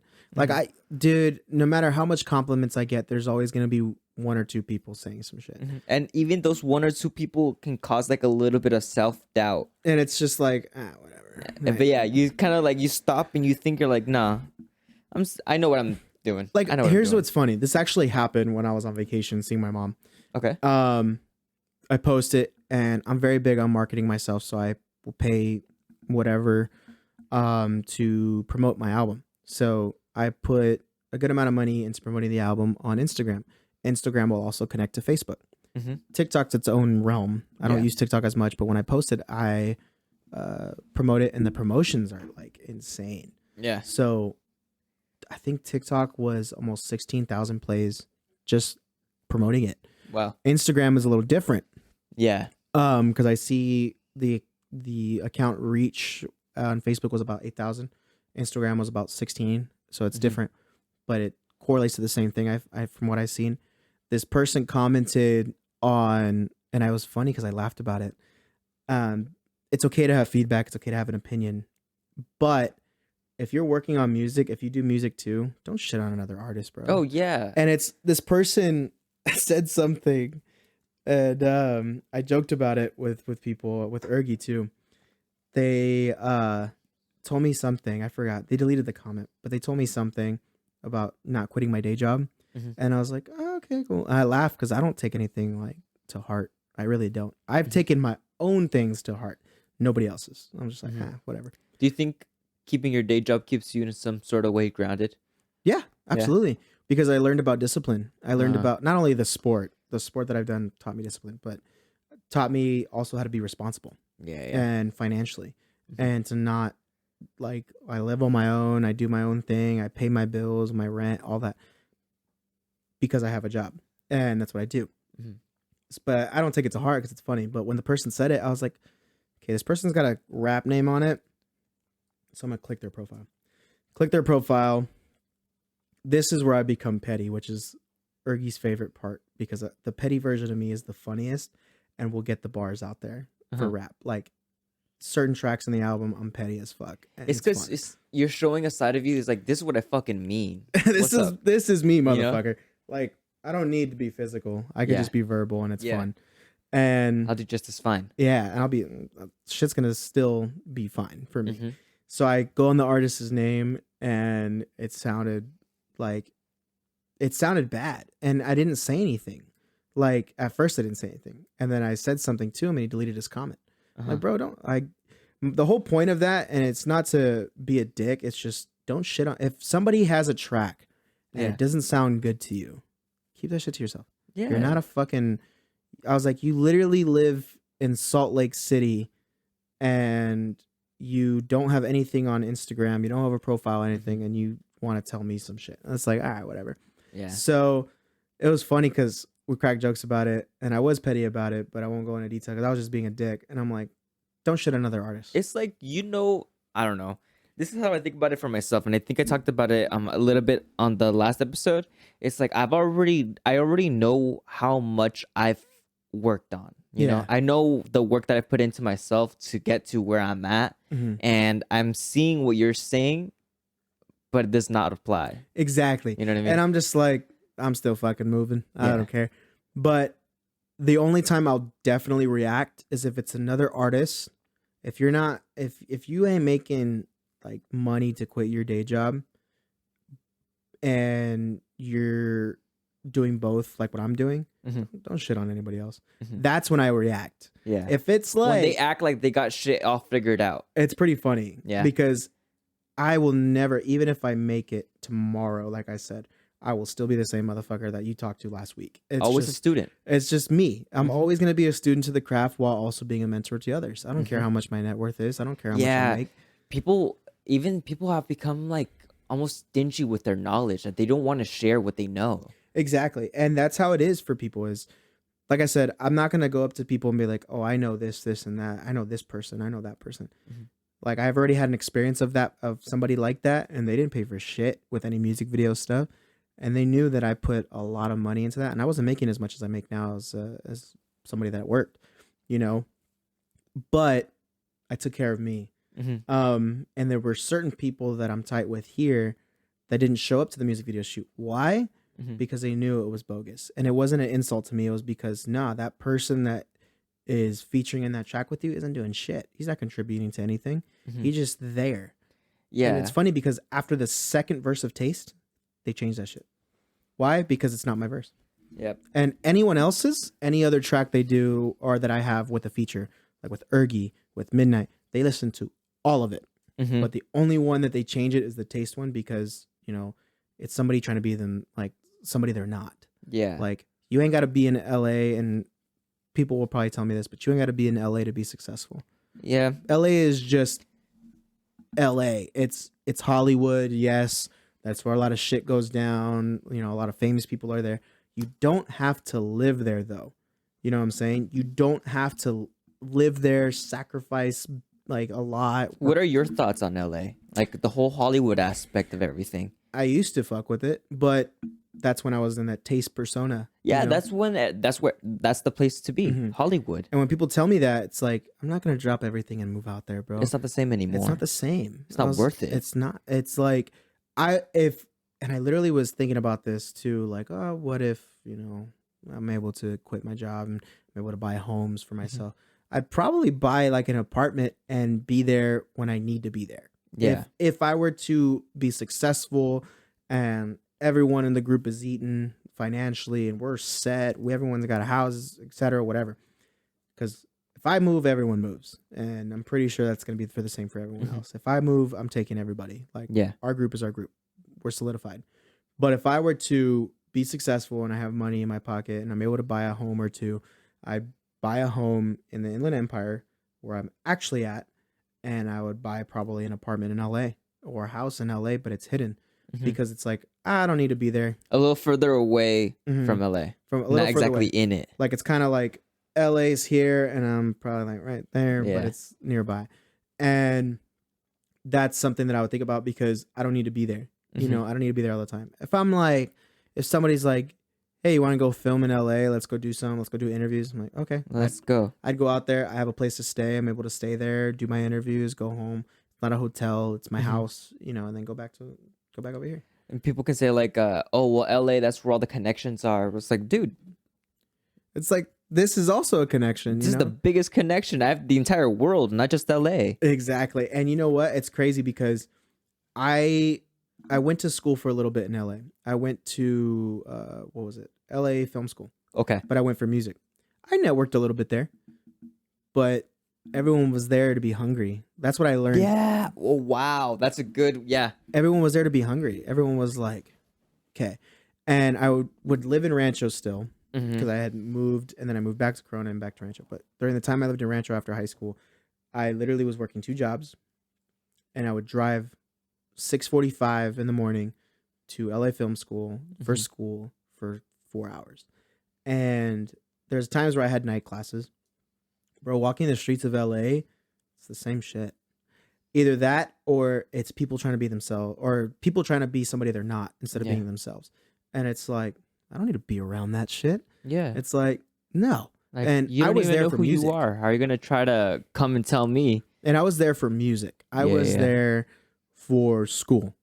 But like walking the streets of LA, like I was like, oh, okay, like, because it's like right on, I think, Hollywood or something. But because you'd see the stars. But I would walk to like 7-Eleven to grab like coffee or something like that, whatever. And keep in mind, I'm just 18, 19. And I was like, I don't want to live out here. Like at first I was like, yeah. And part of me, even during the taste persona, because I was still 20, 21, I was like, yeah, LA this, LA that. But then a little part of me was like, I don't want to be out here. It was your gut kind of telling you. It was my gut saying, don't fucking do this shit.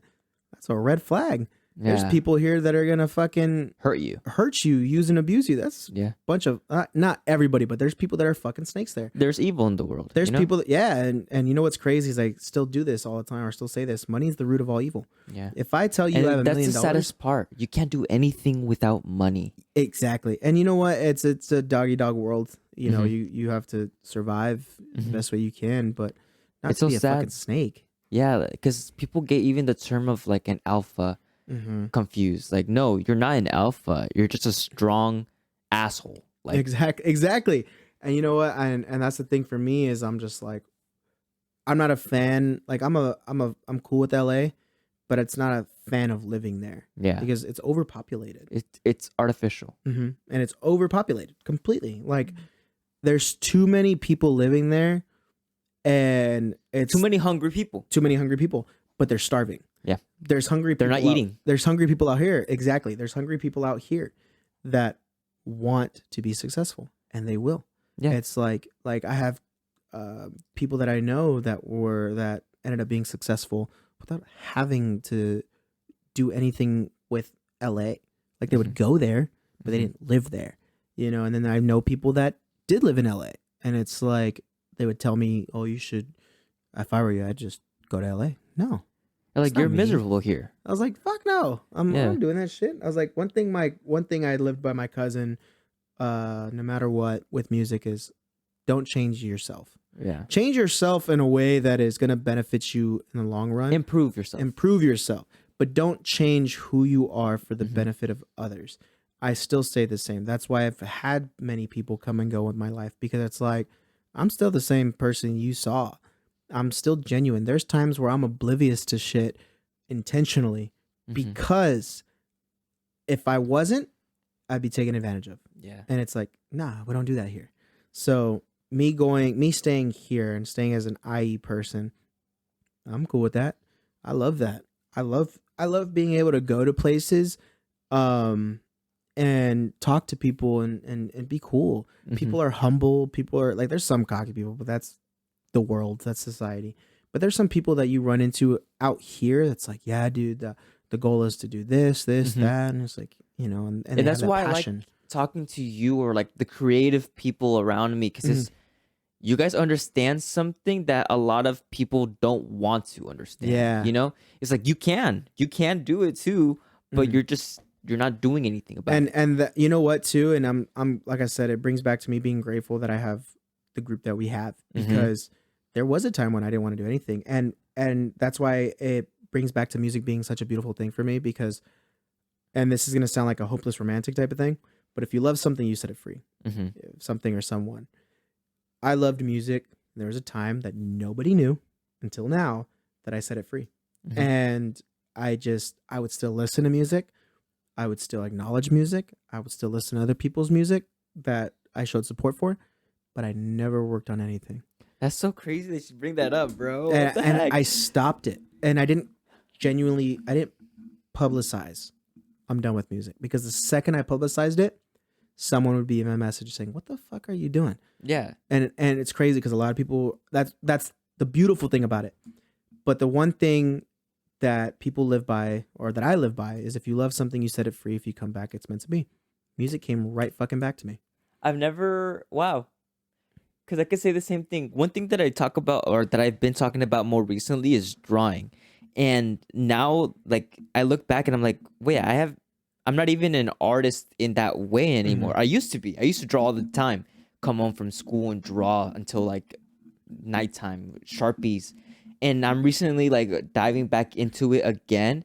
And I'm like, how am I like this, like good at this? Mhm. And then now that you say that about setting it free, I'm like, yeah, like you set it free, but if you come back, it's meant to be. Exactly. You know, it really just That's for music for me, is because Mhm. I've been a part of music for years, like Yeah. since I was a little kid, and I took it serious when I was 18. Mhm. I'm 25, going on 26, and it's like, it's been years since I took it serious. There was a time in my life where I separated myself from it, but at the same time, nobody knew about it, which is, I was Mhm. very stubborn with people knowing what I'm going through and what What I do was. you think that is? Is it like I'm the type of person where I still am like this, and I'm trying to change that, where I don't like asking for anything. me either? I Yeah. hate it. I fucking hate it. Because I can do it on my own. I figure it out. Exactly. And that's the side of me where it's like, my mom has to tell me, like, stop, Yeah. like, ask. And I got to the point where I was borderline ignorant with the way I would say things. Like, if I was fucking homeless, I would make it out. I'd figure it out. Yeah. And that's the motivation I had. And I was like, no, I can't. Yeah, it's okay to lend a helping hand. You know, it's Yeah. okay. And for me, I let music go for a little bit. I even let video editing go, because I did video editing too. I let that both go. I had Final Cut on my computer, and I let that shit go. So how do you find it after losing it? What was it We're exactly? not losing it, but letting it go. Letting go. How did you refine that love? A lot of people kept asking me when I'm releasing, and I would tell them soon, even though there was no date. Mhm. And I had songs in the vault. I still do. I performed 2 of them at the ErgFest, Fancy and Who's to Say. And now they're going to be released because I have that confidence to do it again. And when Ergy asked me to perform, he said, "Do you want to do this?" And I said, "Yeah, let's do it. I have nothing to lose." Mhm. And part of me was doubting myself, like, can I do this really? Yeah. But my heart was saying, I could fucking do this. My mind was so mentally drained and in what you call a rabbit hole. Yeah. I feared I couldn't get out of that. And that's why you could see certain things where you can see the difference, and it's cool because it was the same night. My set, I didn't move as much. Mhm. My set, I was very like in a specific spot. Mhm. Smoke, I was everywhere with Yeah. Ergie. I was animated. I was like, fuck it. Your heart said, "Shut the fuck up. My Let's go." adrenaline was like, we're Yeah. in it. Now it's like, album is already out. Yeah. I'm gonna perform that album. It's gonna be fun. I don't give a fuck. Let's go for broke. And it's like, all right, the thing came back to me. Uh-huh. And one thing's for sure, and it's not a sad thing. It's actually a way that adds fuel to the fire. Yeah. People are gonna come and go, like I said, and I know that's been talked about a lot.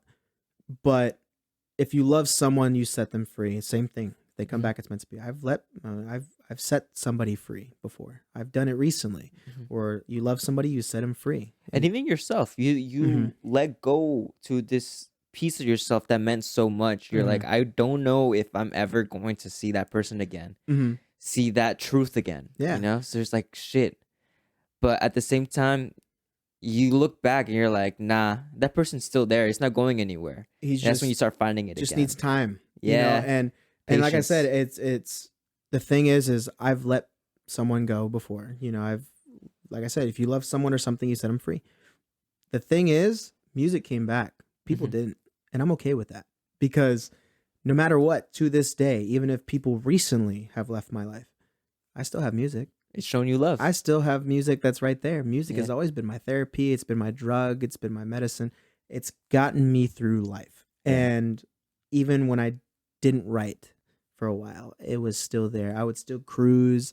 I would still go for drives around Corona Mhm. because I know Corona. I've lived here most of my life. I've driven out everywhere. Just you know which street leads to which street. everywhere. I know exactly Yeah. where I can find my peace. I know exactly where I need to be if people need me there. Yeah. And I was just like, cool. And it's crazy because people growing up, especially family, it was always Jay or JJ for Jimmy Jr. Certain people didn't know me for Jimmy. They only knew me for Jay, which is okay because they didn't see that side of me at Jimmy. People that knew me for me without music saw that I was a genuine person. And that was a ticket for them Mhm. and I made it clear. The door's open. You walk out, that's fine. But the door's fucking closed. That's a test. I left the door open on purpose.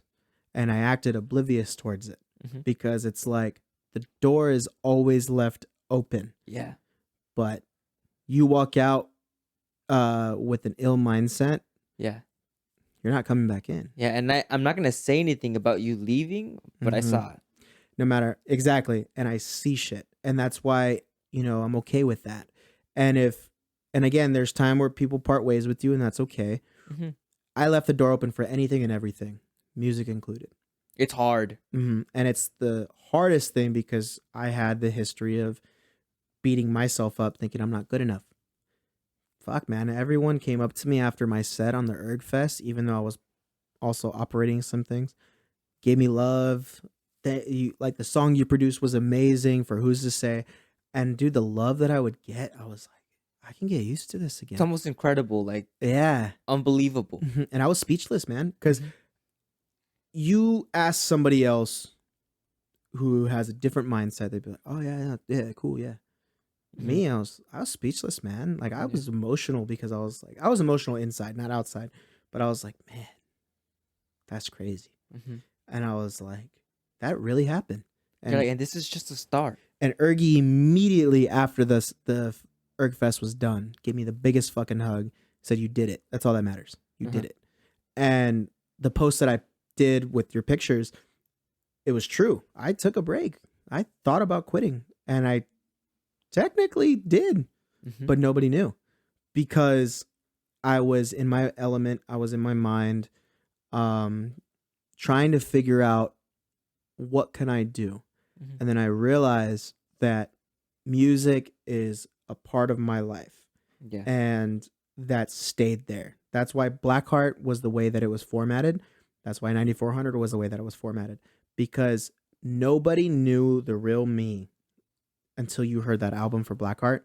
And then 9400 was like, but this is still me as well. Mhm. It's just more hard hitting. No Yeah. fucks given. Good luck it's- keeping up. Yeah, and it's just like a beautiful thing. Like I said, that will forever be, my number one love.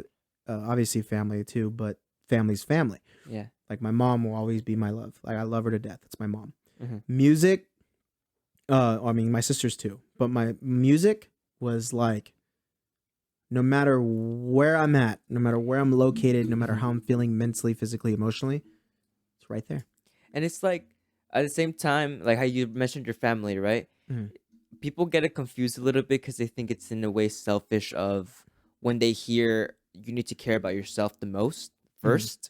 And it's like, well, yeah, how are you gonna serve others if you can't serve yourself? Exactly. That's how I think about it. Like when I'm trying to be what I say is the best, it's like I want to be the best so I can be the best for you, so you could be the best for you. You know what I mean? And you know what too is my mom and I have had these long talks. I mean, my dad and I have had talks too, but nothing compares to my mom. And it's Yeah. not that my dad didn't do anything, because my dad is a different person when it comes to having these types of conversations about mental health. Yeah. My mom, she was like, here's the problem. And we had these long talks together because I used to live with her. It used to be just me and her. Mhm. Like straight up me, her, and my sister. But when my sister moved out, it was just me and her. Go for drives. I was still learning how to drive at the time, even though I had my license. She was like, "Can you go get me a coffee and then we'll talk?" So I'd go to Jack in the Box because she's doing her hair. Go to Jack in the Box real quick. Come back with coffee. What kind of coffee would you get? She would wanted the fucking regular one. I'm a mocha person. I'm a chocolate person. Okay. Like literally, because I have a Keurig at home. I'm a coffee person. I love coffee, dude. And I switch things up. Kind of sidebar on that, but I would get almond milk creamer vanilla because it's better. Yeah. It's a vegan option, and I'm not vegan, but I'll fuck up Sounds some healthier. steak. Yeah. But it's pretty good. But yeah, my mom would want the coffee, and I get her regular one, a small one, because she's a 5-foot Puerto Rican woman but she's got a big heart and she's aggressive. I love her to death. But we get her the small coffee. Shout out, mom. My mom, I love her. She would tell me all the time when we're drinking, like when I was in Utah, puro pinche party. She doesn't have a fucking accent. That's just how she sounds.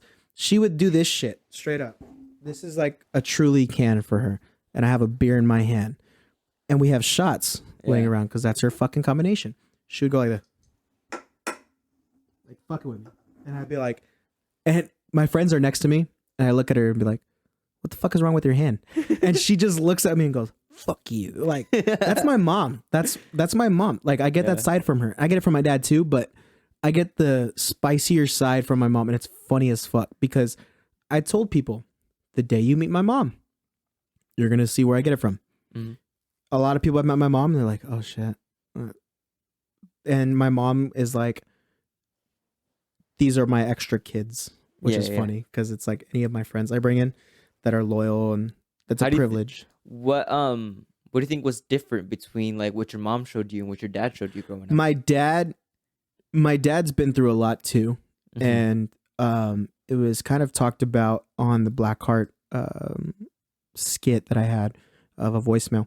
He wasn't a big, my mom said it differently one day because obviously my parents are split, but my mom told my dad, you're not a teddy bear, you're a grizzly bear. You don't know a lot about caring like that in an emotional way. Your son is not going to be the way that you were as a kid. He has a luxury. My dad did not. My dad used sports and academics to get himself right. My mom had parents that cared. I mean, my dad had my grandma, and before he was going to go to I think it's the Air Force, his mom passed away from an illness when he was 19. So I didn't even get a chance to meet her. Okay. I got a chance to meet my mom's mom, which my Hispanic side. And so I learned a lot. But my dad was like 3 jobs. There was a time when he was sleeping in an SUV, like trying to make ends meet, and then took care of himself. And now he's like this big fucking teddy bear as we got older, because my little sister is 16, or she's going to be 16. And I was like, where's this side of you? And I like messing with him. I'm like, where's this side of you? Back then, you used to take off the fucking door off the hinges because we were in trouble. And he starts laughing. But I love him because he taught me to be strong, to be tough. Certain ways was like, that's fucked up. But if I tell people these stories, they don't believe it because my dad is like I think it's the fact that like they grew up, how was it? They grew up differently, you know, through some hardships that we've never really encountered yet. Yeah. So when it comes to like being tough and being hard and being strong, they take it to a different sense. Yeah. Of it's not like you have to be strong because you can be, it's because you have to be. Yeah. Because you're gonna get eaten alive. And it's fun because it's crazy because my dad and my mom have both created such fun memories as a kid. I still try to search through my dad's garage to see if I could find a little CD of a camera footage because I was 4 or 5, and we went to Disneyland as a kid, and they were still together at the time. And but they both have taught me valuable lessons in life. My dad says the same thing as my mom. It's just worded his way, and the message is still the same. You're too fucking nice to people. You're too nice to where you get taken advantage of. That is why I've been taken advantage of. I would put my clothes on someone else's back even if I had $0 in my bank account. And I had to change that. I took care of fucking me. So the second I moved out, the second work started doing well for me financially, I was like, I'm gonna buy myself shoes, I'm gonna buy myself watches, I'm gonna buy myself new clothes. I donated a lot of my clothes to charity like I always do, as best as I can, or to Goodwill. Shoes that I would try to refurbish and then donate it after, and then buy the same fucking pair after because I love the shoe. That's how I was. That's how I still am. But I got to the point where once I moved, it was more of, I'm not doing the same shit that I did before. We're going forward. I will take care of my boys. I will take care of like you. I'll take care of Ergie. I take care of Kenny. I take care of anybody in our group because I know they're fine. But if they need me, I'm there. That's a difference, because if it's somebody that randomly plopped in my life, you're not getting the same fucking benefits. You got to work your way. That's why that leads to the whole being oblivious thing. Because I'm going to turn a blind eye and see how you react. I'm going to turn my back and see if there's a knife through it. That's how I function. That's how I now function. Back then it used to be, I'm adding too much love and affection to somebody, whether it be a friend or a relationship. And at the same time, they're doing that to me. Yeah. I don't do that shit no more.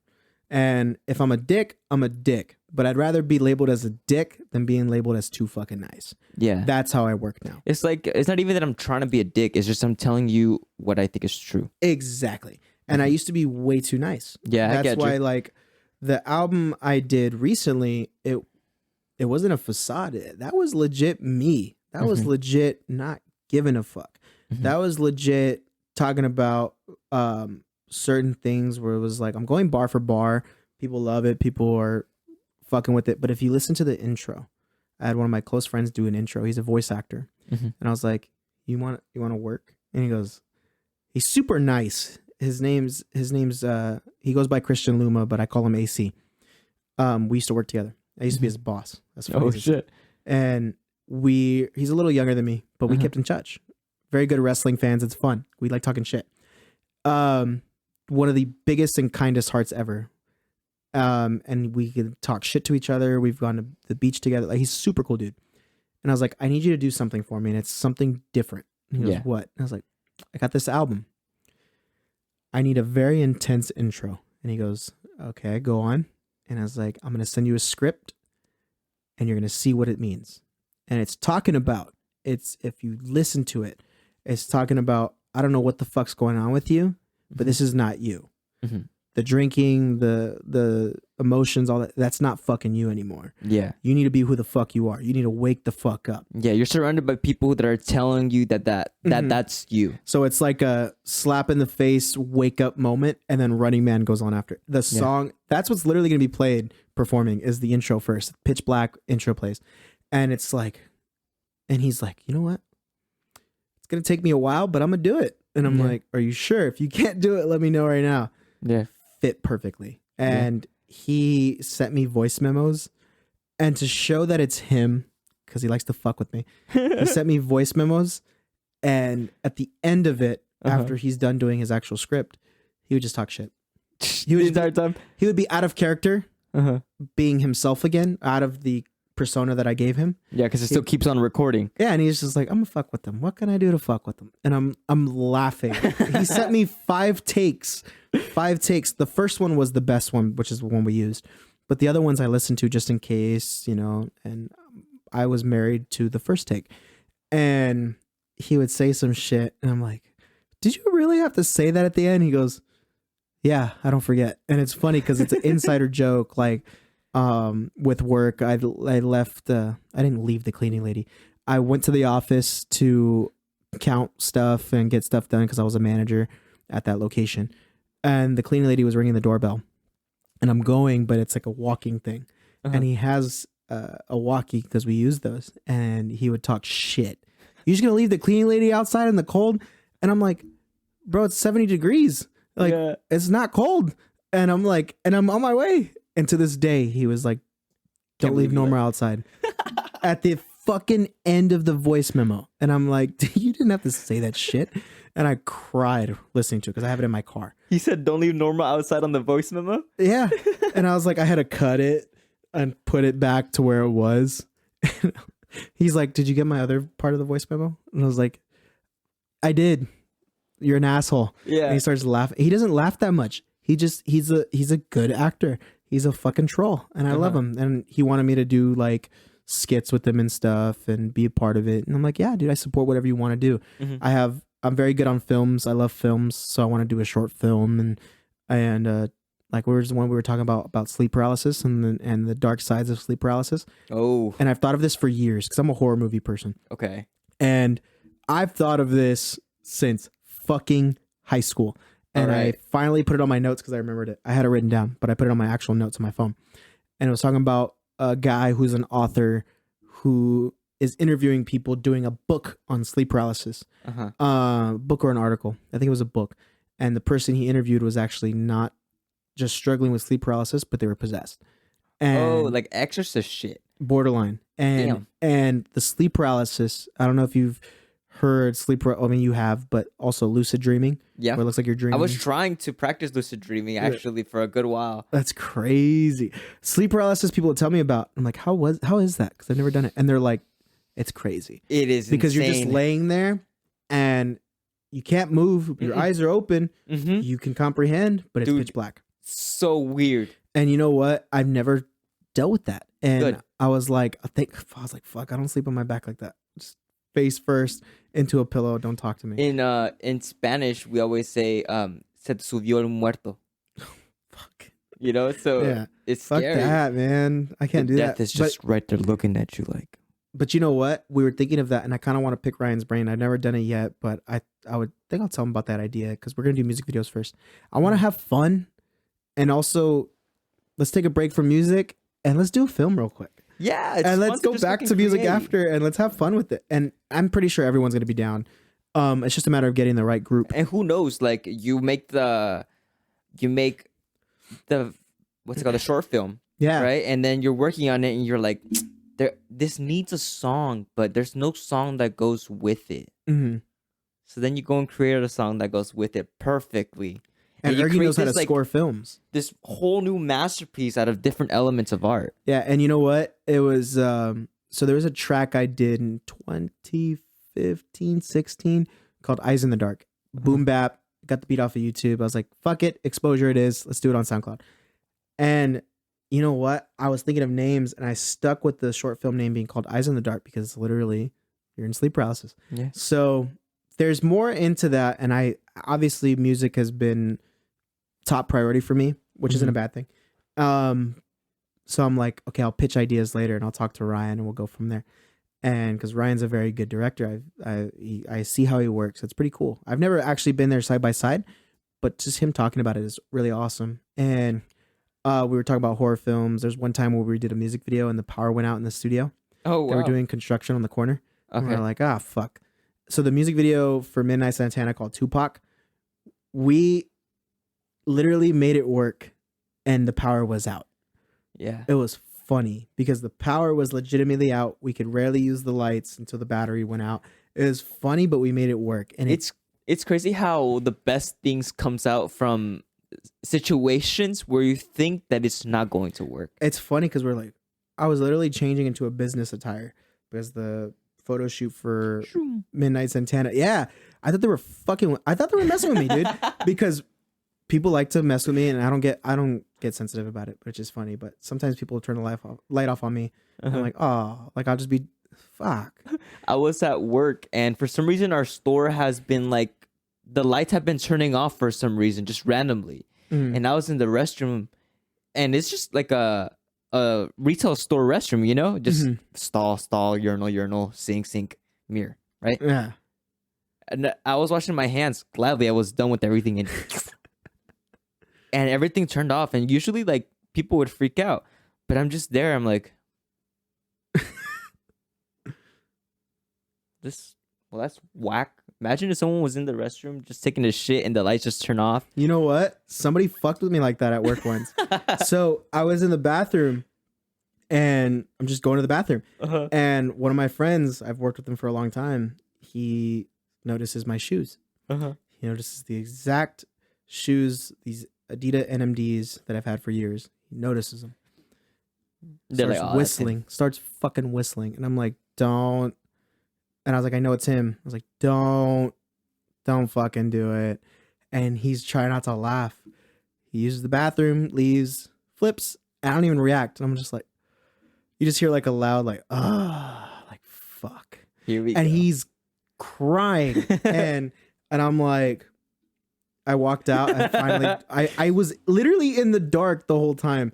And I finally used the bathroom. I washed my hands, and I'm like, I walk into the office because we're both the same level of management. I'm like, I hate you. And he starts crying. And he's like, got you good, didn't I? I was like, I hate you. Dude, it's funny how, like, I'm telling you, I'm learning so much, and I appreciate it. Because, like, even that little analogy, it was just a simple joke, but you take that into real life, and it's like, yeah, shit's going to come your way. They're going to turn off the lights on you, but it's just a matter of how you react. It's about reacting with patience. I'm just like, and I'm super patient. I'm impatient with myself, and that's a work in progress. But I'm patient with everyone else. Yeah. And I'm just like, okay, cool, give them time, whatever. I mean, I coach wrestling, for fuck's sake. I have to be patient somehow, some way. And I'm just like, all right, let me give them time. And how you said is like, I hate him, but in reality, you're like, I love this dude. It's funny. Like my friend that I call AC, he would fuck with me. He would fuck with me when we used to work together, and he would mess with me. And I'm like, I'm gonna get you. Yeah. One time what did he do? He put a couple chairs in front of a doorway, or closed the door, shut off the lights, and my office has the light on. The hallway doesn't. And I'm just like, the fuck? Did I turn this on? So I left it on because it's not a motion sensor, it's a switch. Yeah. The office one is a motion sensor. So I'm back in the office doing my shit. He knew I turned it back on, so he walked back in there, shut it back off. I'm like, what the fuck? Yeah.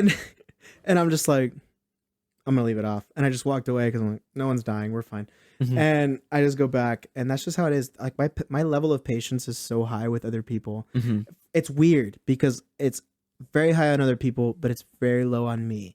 And I have to learn to love that and to perfect myself and be like, okay, how can I be patient with me? So certain things, it's like, okay, this particular software on my computer is not loading. Final Cut's not loading. Yeah. Because I use Final Cut Pro. Final Cut Pro is not loading. What do? Okay, let me turn the computer off, turn it back on. Okay, let me see. Give it some time. Okay, now the mouse died. I gotta fucking charge it. Charge the mouse, whatever. I have to learn to be patient over the littlest things. And sometimes it'll get so small. Like, after your patience starts to run out, it could be like even a pencil falling to the floor from your desk, and you're like, right? I'll pick this up and I'll put it on my desk. I'm gonna chill. I have a cat in my house. It's my brother's cat. Go. He's one of the nicest fucking cats. I'm gonna be honest. I'm a dog person. I will always be a dog person. I used to have a dog when I lived out here, but that cat's pretty fun. My brother called him Winston. He was actually a rescue. Legit, not from a shelter. He was the neighbor's cat, and when the neighbors left, they abandoned him. So my brother took him in. Okay. So he loves affection, and he has separation anxiety. Oh, so he's like kind of clingy. He gets very Kinda. fucking clingy. And when I moved in with my brother, it was like, okay, Winston loves affection. I cannot fucking make coffee to save my life without this dickhead laying on my feet. Like that, coming up to your face. Like I wore if I wear black sweats, black pants, I have to be like, get away from me because I just used a lint roller. And he's Yes. like, and he just looks at me and he talks like he's like, ma, ma. My brother and I just look at him like, what the fuck are you doing? And we're ma. And I'm like, Cats are so interesting. I will argue with him. Yeah. This is my day at home. If I'm not doing shit and I clean because it's therapy and I like to relax and stuff. But if I feed him, I'm like, what do you want? I'll be on the phone with people. I don't give a fuck. Do you pay a fucking bill in this house? I didn't fucking think so. Yeah. Yeah, dude, I do that with my cat Estella, dude. And what's funny She's is so people annoying. FaceTime me, they call me, they can hear him in the back. And that's just how it is. And my level of patience with them is the best because I'm like, are you done? I bought this asshole every day. Yeah. I'm like, my brother and I will look at him and we try to meow with him. And it's hilarious because he just doesn't give a shit. Yeah. Like I said, it depends on the cat. If the cat just loves affection and stuff, I love affection too. Just learning to understand how they work. Exactly. And I'm a big dog person. I used to have a Maltese for years when I was a kid. Since from 7th grade to the age of 20, I had a Maltese. Her name was Daisy. That was like my child. And I never got another dog to this day once she passed. My dad had his husky. My mom had her cat in Utah. And then I have Winston. But I never got another dog. And mainly because I'm so busy, I don't want to neglect it. Yeah, it's So a I'm lot just of, like, for sure. If the day I have some sort of comfort to get a dog, then that's different. But for now, I have my cat. The luxury. My cat is a fucking teenager in the house, and learning to how that cat is with me. My brother and I, our rooms are next to each other, and he goes, "Pick a side, Winston," and just looks at both of us and walks into my fucking room, and I'm like, "This motherfucker's gonna think we're gonna play fight." I'm just trying to play Xbox. I'm just playing Call of Duty. I can't play Call of Duty because I'm like this, and he climbs on the chair, and he wants to fucking rub on my controller, and he got me killed. I was like, "You're a dick." I'll be working on my desk. Oh well, it was in my room in the studio, and I had it like that. And my cat always comes up because I'm like this on my keyboard and my mouse, right here, and walks. I'm like, dude, you're getting like hairs all over my nose. Move. And I put it on the floor. No. No, my cat, what he'll do is he'll lay on my bed. If I get him to lay down, he'll lay down comfortably. But sometimes, you know how cats like rub their whole body on on your body and they keep going and going. This cat will do it so much because I like to, my desk, the way it's set up in my room, my bed's right here. So I'll plop my feet up, just kick it, play Xbox. So my feet are just hanging up. And Winston will rub his body. And he'll do it so much that he's towards the edge and he'll fall off the edge. I'm like, just plops. And you hear his whole body. Doo-doo. Ya se cayó el güey. And he doesn't move. He just looks at me and goes back to his fucking normal business. I was like, all right, you're going back out of the room. Go use the bathroom, whatever. Just leave me alone. Just leave me alone. Yeah. And there's times where I can't even shower without the fucking doorknob moving and knowing it's him wanting to get in. Yeah. That's his separation anxiety. Cats are very interesting. They all have their own personalities, and you really got to learn how they work. Like, we got my sister's cat, Taz, and that fool, he's so affectionate, but he has his little moments where he's just a butt.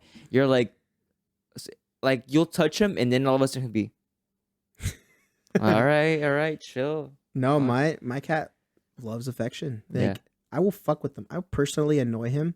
Just start poking him, like, do something, like, just to fuck with him. And he doesn't do anything. He just keeps rubbing his body.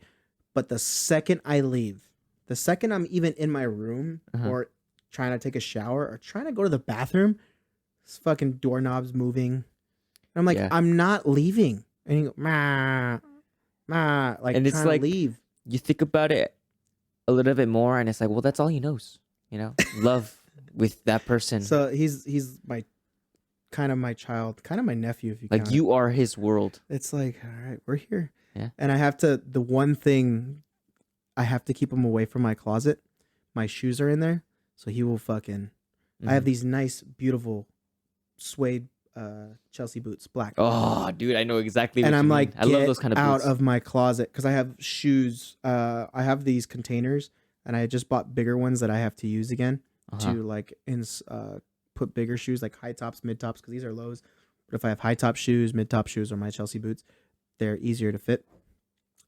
I have to keep him out of there because there's some shoes that are exposed, so he's just gonna put his body all over him. Yeah, hair. I'm like, stop. Yeah. Like, I have to be away from him. Like jackets, flannel shirts, black shirts. Stop. Yeah. I can't touch you today. I was like, Sorry. I'll pet him like this. Stay I'm away. like, here's some love and affection. And just like right here because the body will just float everything. Exactly. I get what you mean. That's how he is. He just fucking doesn't, he just doesn't stop. Yeah. But it's funny. I can't even work on music without him doing shit. He just wants to go in my room. There's times that I have video footage. I think it's on my computer. Should make a song about Winston. Fuck it, hey man. This cat. If I leave it cracked open, legit will go up, smack the door open, and run in. Cats have a mind of their own. If I keep it like at Very interesting creatures. like closed but not completely closed, it's like a little crack. Put his nose, barge in, open it. And I'm like, Yeah.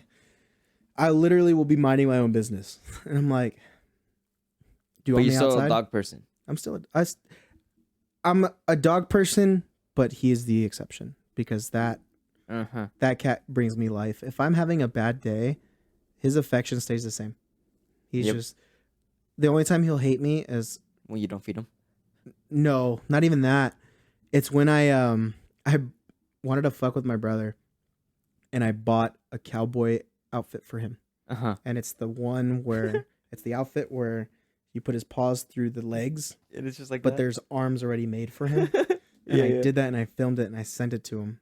And What'd he say? What the fuck did you do? And he's laughing. So I put it on, and sometimes I'll leave the house. I don't do it all the time, but it was just for fun. It was like best $10 I spent on Amazon. And my brother's like, dude, the fuck? And it's a Western outfit. And that's the only time he'll hate me because he doesn't want to wear it. The hat is where he draws the line. The outfit. Like this, you can fuck with me all you want, but this, now you're crossing the damn line. Second I put a hat on him, nope, take it off, and he takes off everything. I'm like, man, you're not And I'm out. I found a way to get him to wear it. It's by me sitting down, giving him affection. Just, yeah. Boom. Done. Sneaking it on. But the second I put the hat on, he fucking hates He it. realizes he's like, fuck this. I'm done. I hate you. Now you're crossing the I line. sent it to my family group chat with my mom and my sisters. They're like, what did you do to him? Gave him punishment. He fucking put fur all over my pants. That's what the fuck he did. So he got the cowboy outfit. He has to wear it for 10 minutes now. He's in timeout. But it's fun, dude. It's that's literally what I do in my house. If I'm not working on music, I'm not playing video games, I'm literally like, if I'm not cleaning, I'm literally just annoying my cat. Unless somebody calls and said, hey, you want to hang out? Then I'll drive out here. Most of the times I try to drive out here in Corona on the weekends. But yeah, he fucking that's literally my day is my cat. So out of all the things that you do throughout your day, how you say like music, work, your cat, what would be one thing that you think resonates with all of them in your life? Like what would resonate with that? Yeah, what word do you think would correlate with every single one of those aspects in your life? Healthy. Healthy? Because the me before, and I don't like backtracking, but I don't like going into the past or dwelling on the past now. I used to. It was a crime for me. But I now think about the past in a good way, that how it benefits me now and in the future. You see the bigger picture. I see the bigger picture now. I look at my scope of work and how it is now. And the best way to say it is healthy. Because back a couple years ago, 3 years ago, I would not get out of my room. I was a hermit. I would only go out of my house if it was work or if my friends dragged me out of the house. If you had to. If my friends are like, we're going to go grab food. They didn't ask me. Because if they asked me, the answer was We're no. picking you up. Get ready. Like, hey, we're going to pick you up. Let's go. And we would go. You know? I don't want to go. We're outside. Get ready. Okay. The only time I would like actually say, yeah, I'll go is the studio, because I used to live right next to the studio. So I'd be like, all right, cool. And I'd bring my whole ass computer. Like, I don't have a laptop. I want to get a laptop, but I haven't, because I have an old one, but it doesn't work. Yeah. But I have a big Mac computer. Okay. I'm like, all right, on my way. And they're like, you brought that? Ergie's like, this motherfucker brought the whole setup. I was like, buy me a laptop. I was like, I haven't gotten one yet. So I'm like, here we go. Gotta make do. It's fun because, yeah, like I would definitely say healthy, because Healthy. I was able to manifest a lot for myself. And I give myself these these daily words of affirmation. What can I do? How do I get better? 1% better. 1% better, just like I say. And I don't what's the word? I don't slander the growth. And I don't put up a front for anybody anymore. If I'm upset, you see it. If I'm angry, you see it. If I'm friendly, you will see it, which is 97% of the time. And I still find a way to improve for me. How do I become a better person? Regardless if it's working, music, literally annoying my cat. Fucking something small versus something so big, like working out with the kids, and the kids ask quality me, over quantity. all the time. I'd rather take my time and build that quality and that quality of life, some say, by also getting better for me. I don't want to be somebody anymore that's like, yep, when it's really no. Yeah. And I don't want to do something that I'm not comfortable with anymore, which is very rare, but I do the best I can to become better. And not only that, to motivate others. People will text me all the time and ask me about music and stuff. Like, my little sister's 16. When I think she was a freshman or in middle school, her friends, she would talk to her friends all the time. My brother does music here, boom, which is cool. And she would, like, one time this little kid, I think he's a middle school at the time, he would ask me, how do I start up with music? And I'm like, in my mind, I'm like, who is this kid? But then I look at his profile and I find out my sister follows him and vice versa. So they were friends, or they knew each other. And he's like, yeah, your sister showed me your music. How do I start that? And I'm like, I don't know how to answer this. So I took the time and I responded, and this is what you got to do. Practice was the one thing. And just being able to have that opportunity to talk to somebody about that. Yeah. I can't control their journey. Music might be a way for them to start something bigger. They might want to do music and then start that, see how that is, but then be like, you know what? Film sounds even better. And they become more fluent and successful in that, or vice versa. Living to creating at the end of the day. Like a good comparison is Drake. Drake was an actor on Degrassi. Yeah, Degrassi. Then became one of the most successful artists today. And it's like, you don't have to focus on one thing. You expand. What's the terminology from school when I was in LA film? Transmedia. Okay. Transmedia is, think of a franchise. It's a franchise. It's not just a movie. Like Harry Potter. Yeah. It's a franchise. Star Wars. Star Wars is a very good one. It's movies, but they also have series behind it. Yeah. And I think there's like books about it. Yeah. There's video games. I literally was playing Battlefront 2 the other day. Great game. I fucking love it, dude. I became so hooked. It's not even funny anymore. And I used to not be big on Star Wars. I used to play it on the PS2. Oh, fucking A. I use my Xbox. Bro, it's bad. Like, Darth Maul or Yoda for sure, depending on what side I'm on. But my assault is like almost level 40. I literally played this game 5 days ago. Jeez. And now I've ranked up. Because Call of Duty, I don't want to get burnt out. But Call of Duty, I'm like very high level. Yeah. But yeah, transmedia, it's like you get an iconic movie, for example, like Star Wars or movies. There's sequels to it. There's stuff around it. Probably comic books, regular books. So you're saying like be your own franchise. Be your own franchise. Create your own empire. Yeah. You know, we can do podcasting. What we're doing, like podcasts. We can do music. We can release albums. We can create films. If your name's plastered in a good way on different things that isn't revolving just around one thing, that's fucking an entrepreneurial spirit. And that's also becoming your own franchise. That's not just that's what I want to do. Not just music. Music is the root. Yeah. Music is the number one, the trunk of the tree, so to speak. In that tree, you have branches. Your branches are different things, like a family tree. The trunk is like your parents. They're all interlinked, but they're all it's separate. all interlinked, you know, and the leaves will always fall, but the branches are still there, unless Mm-hmm. for some reason, you know, weather. But going back to that, it's like music will always be the trunk for me, Mm-hmm. the startup of the tree. And it'll also create the branches of different things, writing movies, video editing, Different aspects of art. different aspects of art. Because I love art. Mhm. Like I legit love art, and it's cool because I try to learn more about art. As a kid, my mom used to take me to the Getty Museum, learning about that shit. I'm like, damn, that's cool. Mhm. And it's like it's just art. Being able to see like, damn, art's been like that for years, Mhm. and I'm living through it. you're literally living through it, Mhm. and it's cool. So that's the goal, not just for me, but for everybody that is working around the same route, which Or is anyone who even gets to experience it. exactly like not just what I do and what you do and what Ergi does. All of us together, but separately, if that makes sense. Mhm. We're all in the same thing. And I remember Ergi was talking about that. I think the third time he was on the podcast, talking about how our group is, how we function. It's literally just that.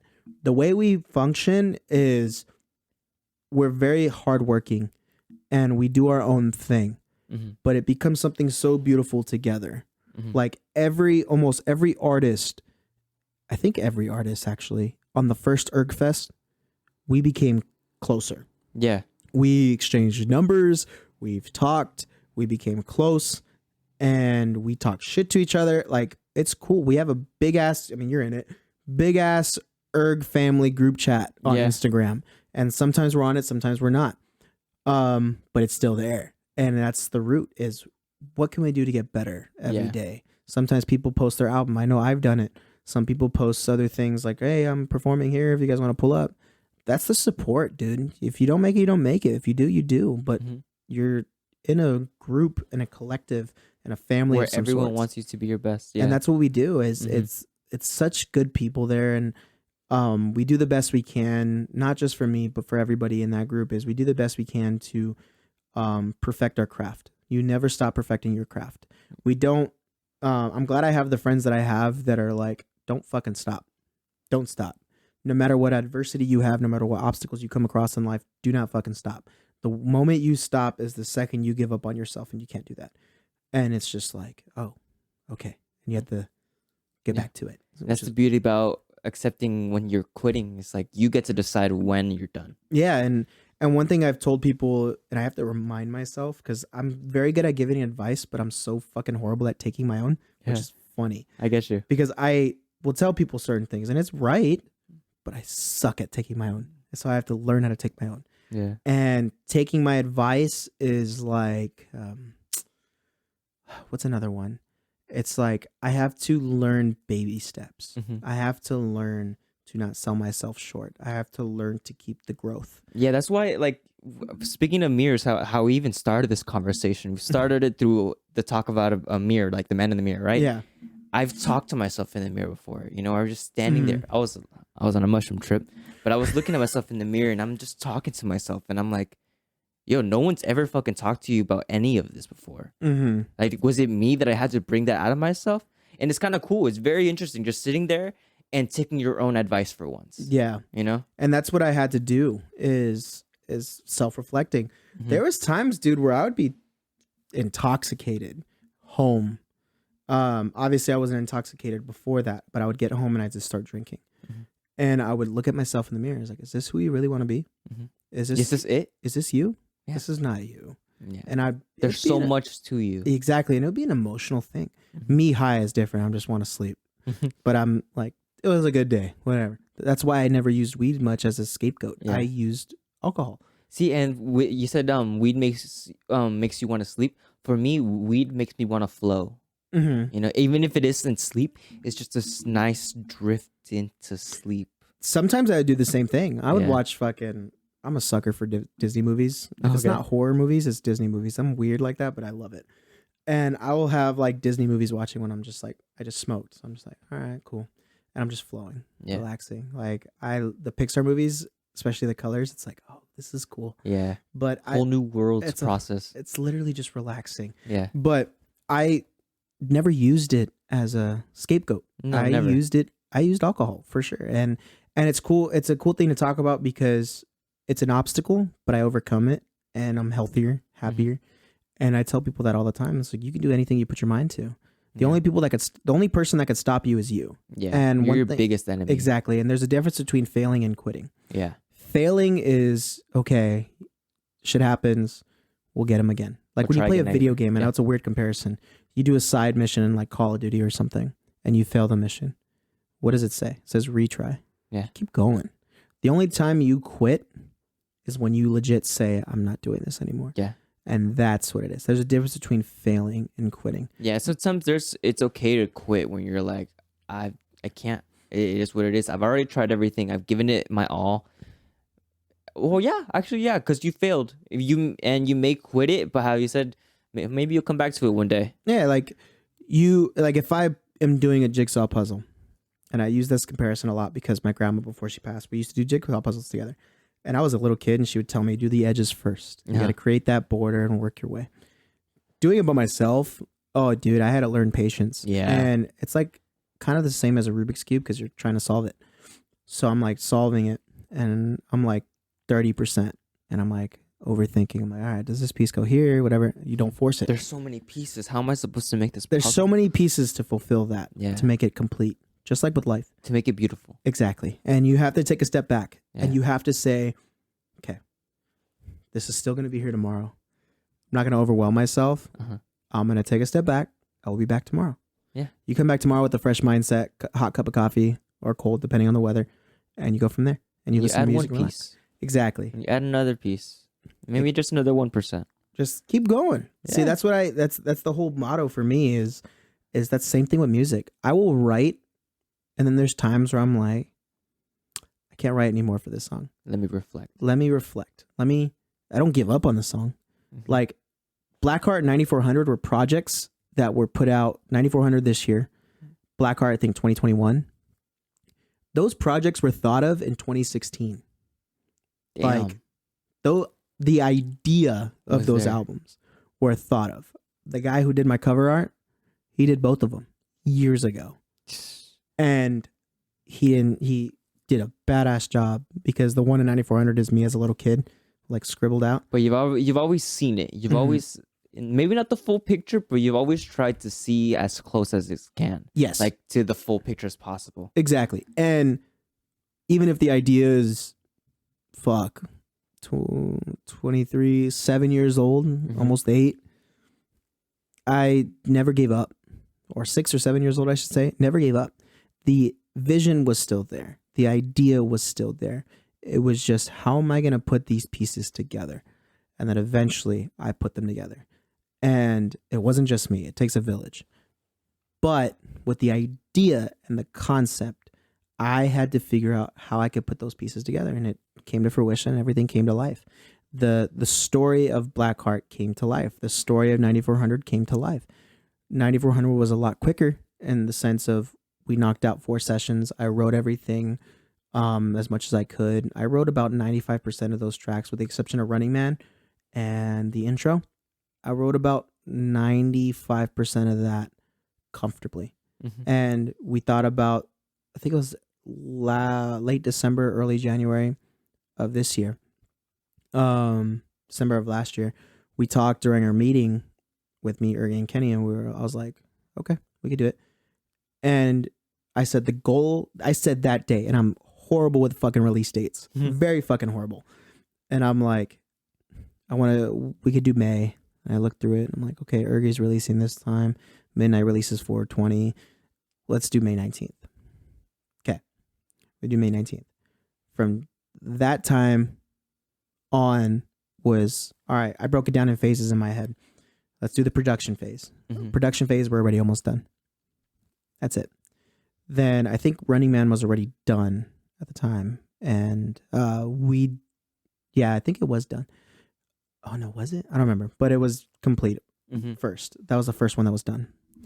Then the rest of them I started producing, and I did the whole process, the whole creative process, being in my room locked up, not really locked up, but lights off in my room, in my element. In your zone. My zone. That's it. In your mind. Mm-hmm. Mhm. And it worked because every month it was different. Yeah. Every month. January was around the recording time. January, February.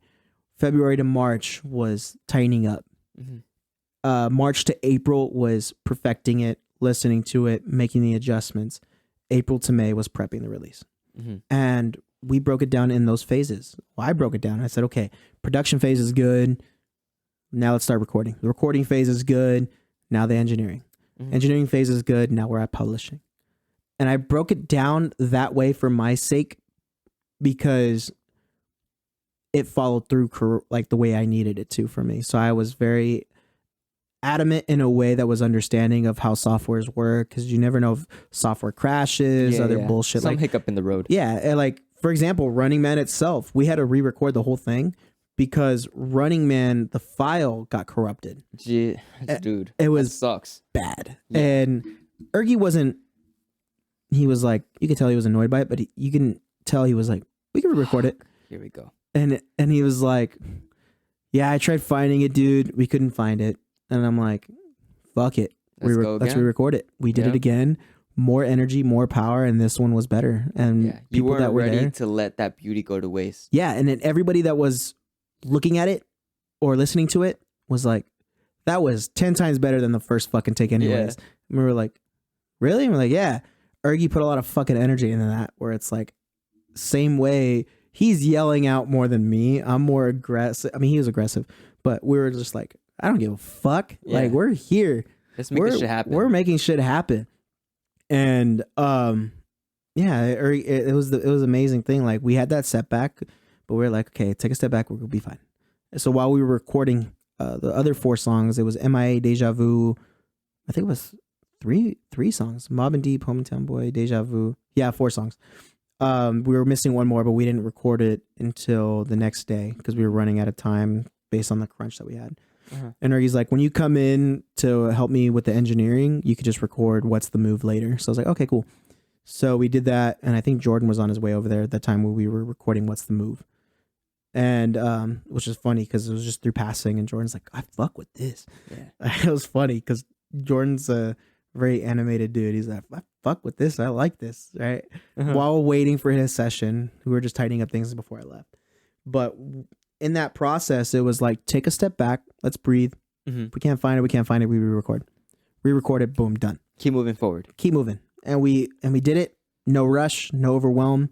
We're fine. Yeah. I think the only overwhelming thing for me, and it was because of me, nobody else, was the publishing. Yeah. I was like, I've never done DistroKid before. I was like, I've never fucking published. A new realm. It's a new realm. And I was like, I'm so used to using Lander, what somebody else is signing, and then we do it and go from there. But the guys were like, have you tried DistroKid? I'm like, I'm not familiar with it, but tell me. I know you've talked to me about it. And he told me, he's like, you're in charge of everything you do. Your analytics, your demographics. It's not as detailed as Spotify or Apple Music for artists, but it'll tell your statistics for the entire all platforms. Yeah. So I know. Yeah. So I know it's not 1 million views, but the album, it's been out for almost a month already, and it's almost at 1,000. Yeah. So it's like, that's cool. I'm like, I'll take that shit in a heartbeat. And it's good to learn that. And but I was panicking the entire time publishing. And I was like, fuck, is this gonna release the same time? Because Lander, I have like not bad experiences, but Lander's it's a different publishing software, but they're very paranoid. They master the track for you, and then they can publish it for you. But they will sense the littlest things, wondering if it's a copyright. Which is like, fuck. Blackheart. So you like that you have more freedom towards more freedom. Blackheart was supposed to release on Halloween. Okay. Then once we got the okay to release it, it was I think November 11th. I don't remember. But it was supposed to release on Halloween. Yeah. And they kept sending it back to us. Are you sure these tracks are good? Whatever. But I was like talking about it. I was like, bro, we literally produced and recorded it right in front of our faces. Like, we were fine. But Lander's very cautious. It's a good thing, but at the same time, in the sense of like, we're just trying to release shit. It's like, fuck, that's hard. But it's an obstacle. DistroKid, I got comfortable with it very fast after I published it. I was just more paranoid making sure I clicked the right files. I was like, fuck. Yeah. I don't want to do something and it's just something I took off of YouTube for the sake of making a TikTok video, I was like, fucking A, man. So it was good. But yeah, I'm comfortable with that. And obviously more music on the way for that. So I've gotten comfortable with the publishing process. I've gotten comfortable with a lot of things and Still learning, still growing. Still learning and still growing. I've done fucking Final Cut since freshman year of high school. Before that, I did the Movie Maker. Windows Movie Maker? Yeah. Hell yeah. What, Live Movie Maker. Live Movie Maker, yeah. Yeah. But Final Cut I learned in high school as a freshman. Like I learned it freshman year. Sophomore year I did too. Which was more advanced shit, like Luma Key, green screens, all that shit. More advanced effects editing. More advanced effects editing. And obviously no cinematic shit, but I was pretty smart. It didn't take me that long to do any visuals that I had. Yeah. Like Man in the Mirror was actually one of the easiest ones for the performance on ErgFest because I did it off of an old school cartoon, black and white. Oh, okay. Which was cool because I think I posted it on. I just did it for the fuck of it. I was like, let's post it. It's cool. Let's see what's up. Yeah. And the music's playing, but it's an old school cartoon, and it's fine. You know, it's cool. But yeah, so learning Final Cut was also cool to learn, and I didn't do it junior year because junior year was the hardest year for me academically, and that was my first year of varsity wrestling. I did varsity tournaments as a sophomore, but this is my first year doing both JV and varsity, and the training was intense. So I was like, I didn't have time for it. And academics was like the number one thing because everyone would tell me junior year is going to be your hardest year. And it was. That shit was, I think I had 2.9 GPA. Other than that, 3.2, 3.8, 3.5. I was fine. But junior year was the hardest. And I was like, fuck, man, this shit's hard. Yeah. But senior year, all the hard work paid off, and I was like, I got early dismissal. I have 2 classes that I needed. I'm a fucking king. I was like, I don't give a fuck. I don't give a fuck. Fuck the Mayweathers, says all that shit. So I was like, I was walking around, no fucks given. Yeah. But I was like, I had to do wrestling first period. Second period was media or video production, and then I think third period was English.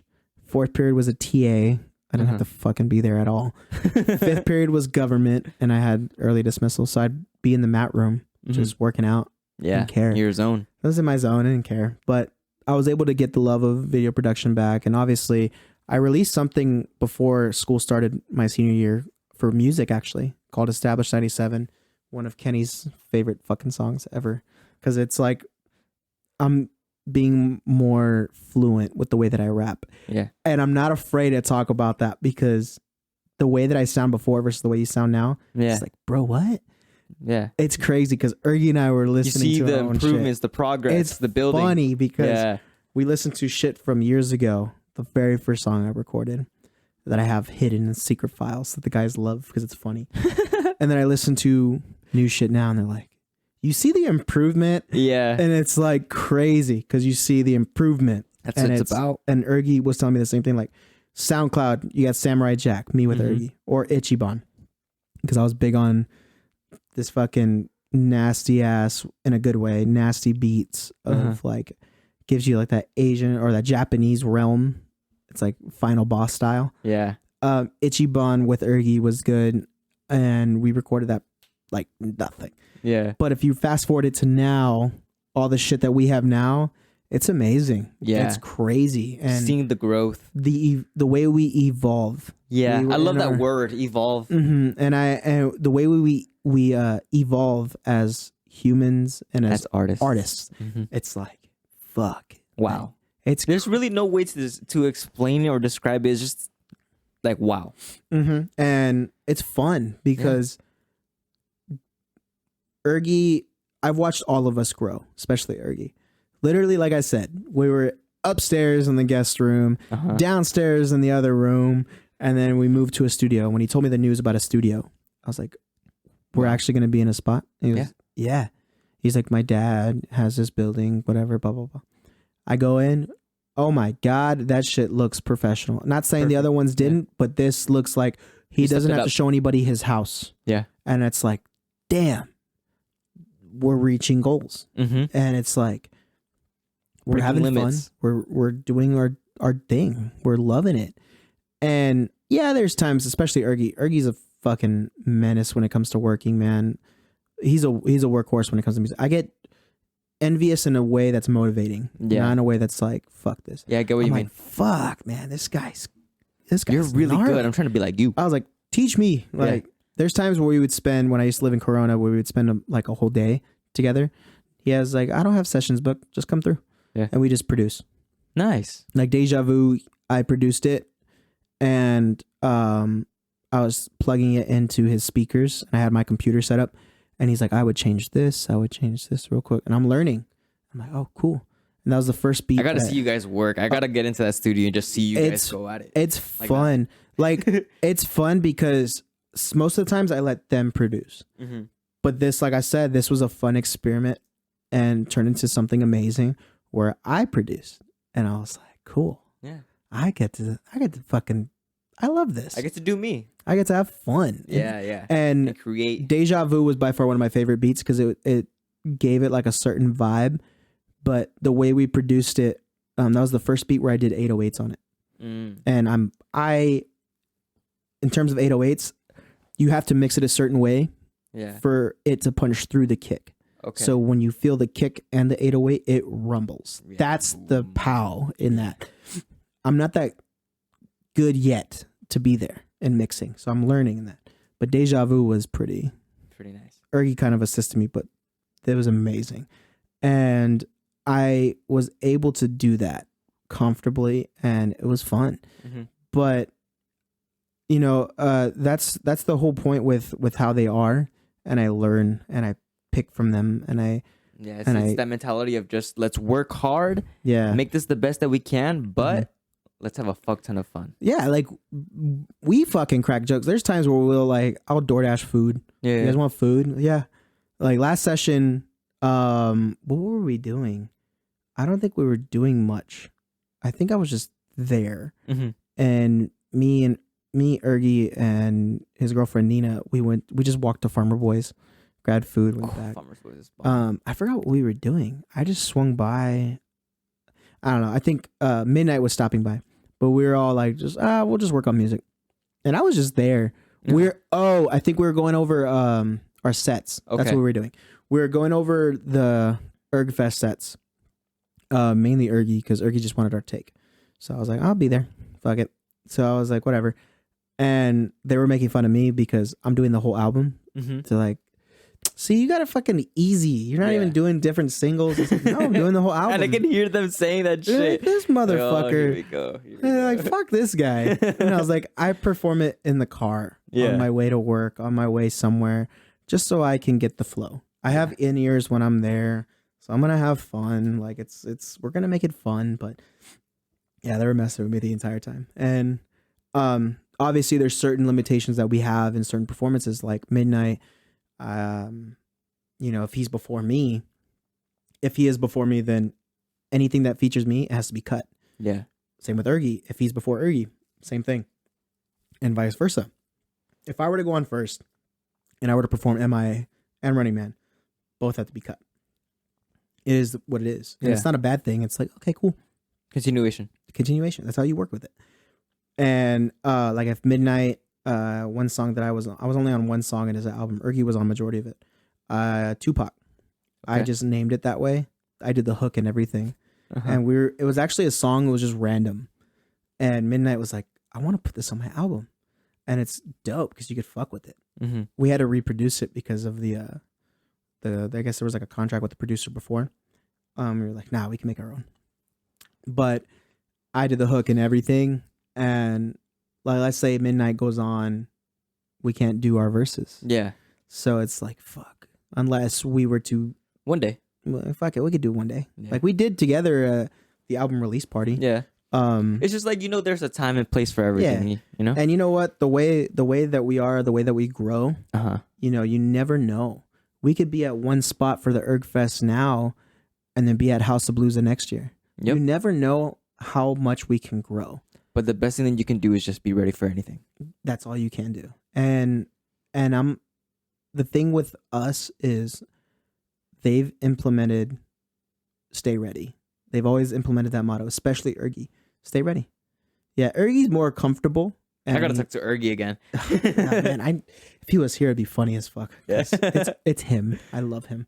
But I would love to, like, next time we do a podcast, or just bring him. Yeah, all three of us. All three of us, just have him here. It'd be fun. That'd be interesting. Let's do it. I would love to have him here and just be extra with me. But it's just how he is. That's just how he's never changed. Yeah. The only thing that he's changed is his fucking hair. His hair, the color of his hair, his facial hair. It's fun. I love it. But he's always been on the same way that I am. Same wavelength. Just perfection. We're not in a perfect world, but we can better Make ourselves. it as close to perfect as we can. Close to perfect as we can. Exactly. That's a good motto to live by. And he does it without even saying it. And it's crazy because I admire him a lot. I mean, our whole group is the same, and it's not because he owns Erg Studios. It's not because of that. It's because the way that he moves is the reason why we're at passion. Yeah. Just, he's like, yeah, I'll get frustrated sometimes. Yeah, I'll get fucking annoyed, but that's part of it. that's fucking that's how we move. Yeah. And it's cool because it's like, that guy knows what's up. He knows what we have to do. And his mind thinks differently than everyone's, not all the time, but to an extent. But I'm ready to go. Yeah. So don't stress yourself to be ready. Stay ready. Yeah. Stay ready every time. Yeah. Be on your toes. Be motivated to conquer the day, but stay on your fucking toes.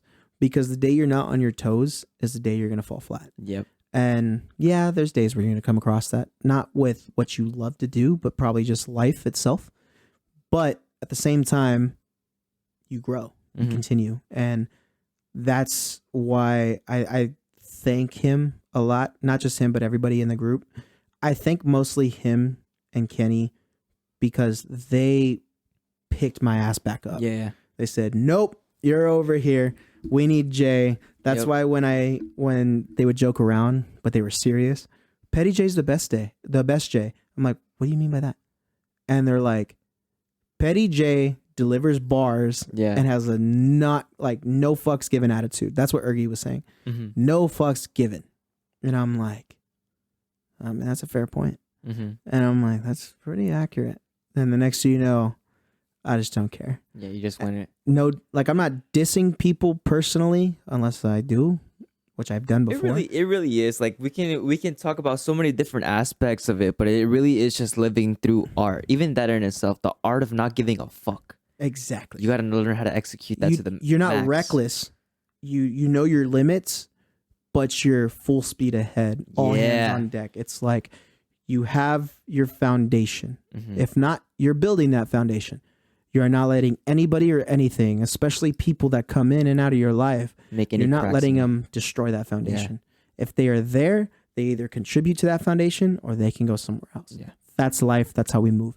But if they're not doing their due diligence, why are they there? Yeah. Let them go. Like, there's people that are cool there, but if they're not building that foundation, they can move. Yeah. And that's the way we are. That's the way all of us are. There's people that we continue to move, and there's times where I've had to pick up the slack with them, and I'm like, fuck, like, you gotta stay ready. These guys are moving. Yeah. But again, it goes back, staying ready. And because of them, like, I'm like, all right, cool. Like, I'm already good to go. I'm already feeling comfortable. Next time I perform, it's gonna be great. It's gonna be greater than before. And there will be probably video work, more pictures. I'll most likely hit you up for that too. And it's like, we're ready to go. More art to be made. More art to be made, more content, more of everything, more life, more history. Yeah, more experiences. And it's fun, man. So I'm excited. Excited for the future. I don't know what's coming, but it's going to be freaking nice. It's fun, man. I'm excited. I think all of us have a lot of potential to grow no matter what we do. And that is how we move. That's the focus, to keep growing. I always say that. Keep growing, keep building, keep creating, keep living. Yeah. And no matter what, you stay 1% better every day. That's literally the motto. And I implement that on so many people that don't see it that way yet. And it's not a bad thing. I don't shove it down people's throats. It's just how you did like I said, killer day, just kill this fucking performance. What's your plan to get What's 1% next? better. Is that it? Exactly. What's next? Keep going.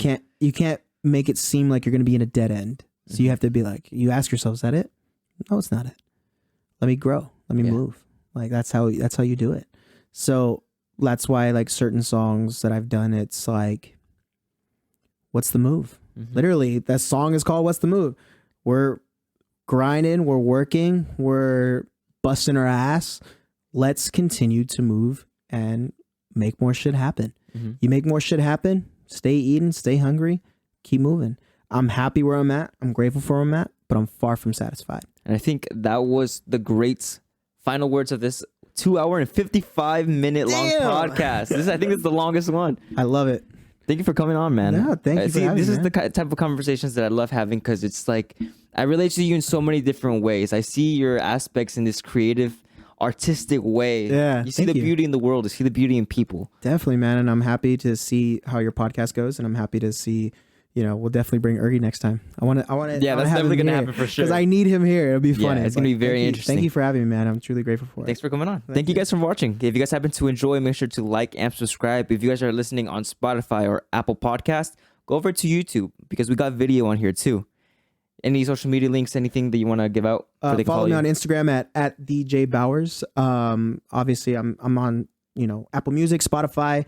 I got an album out now, 9400, on all platforms. If you don't listen to that, you have different platforms: Apple, Amazon, Google Play, etc. So Instagram at JAYBOWERS. On YouTube at JAYBOWERS Music. More stuff to come soon. And that's it. Everything's gonna be linked down below. Thank you guys so much for watching. I'll see you guys all in the next podcast. Peace. We're done. Perfect. 2 hours and 56 minutes. Yeah.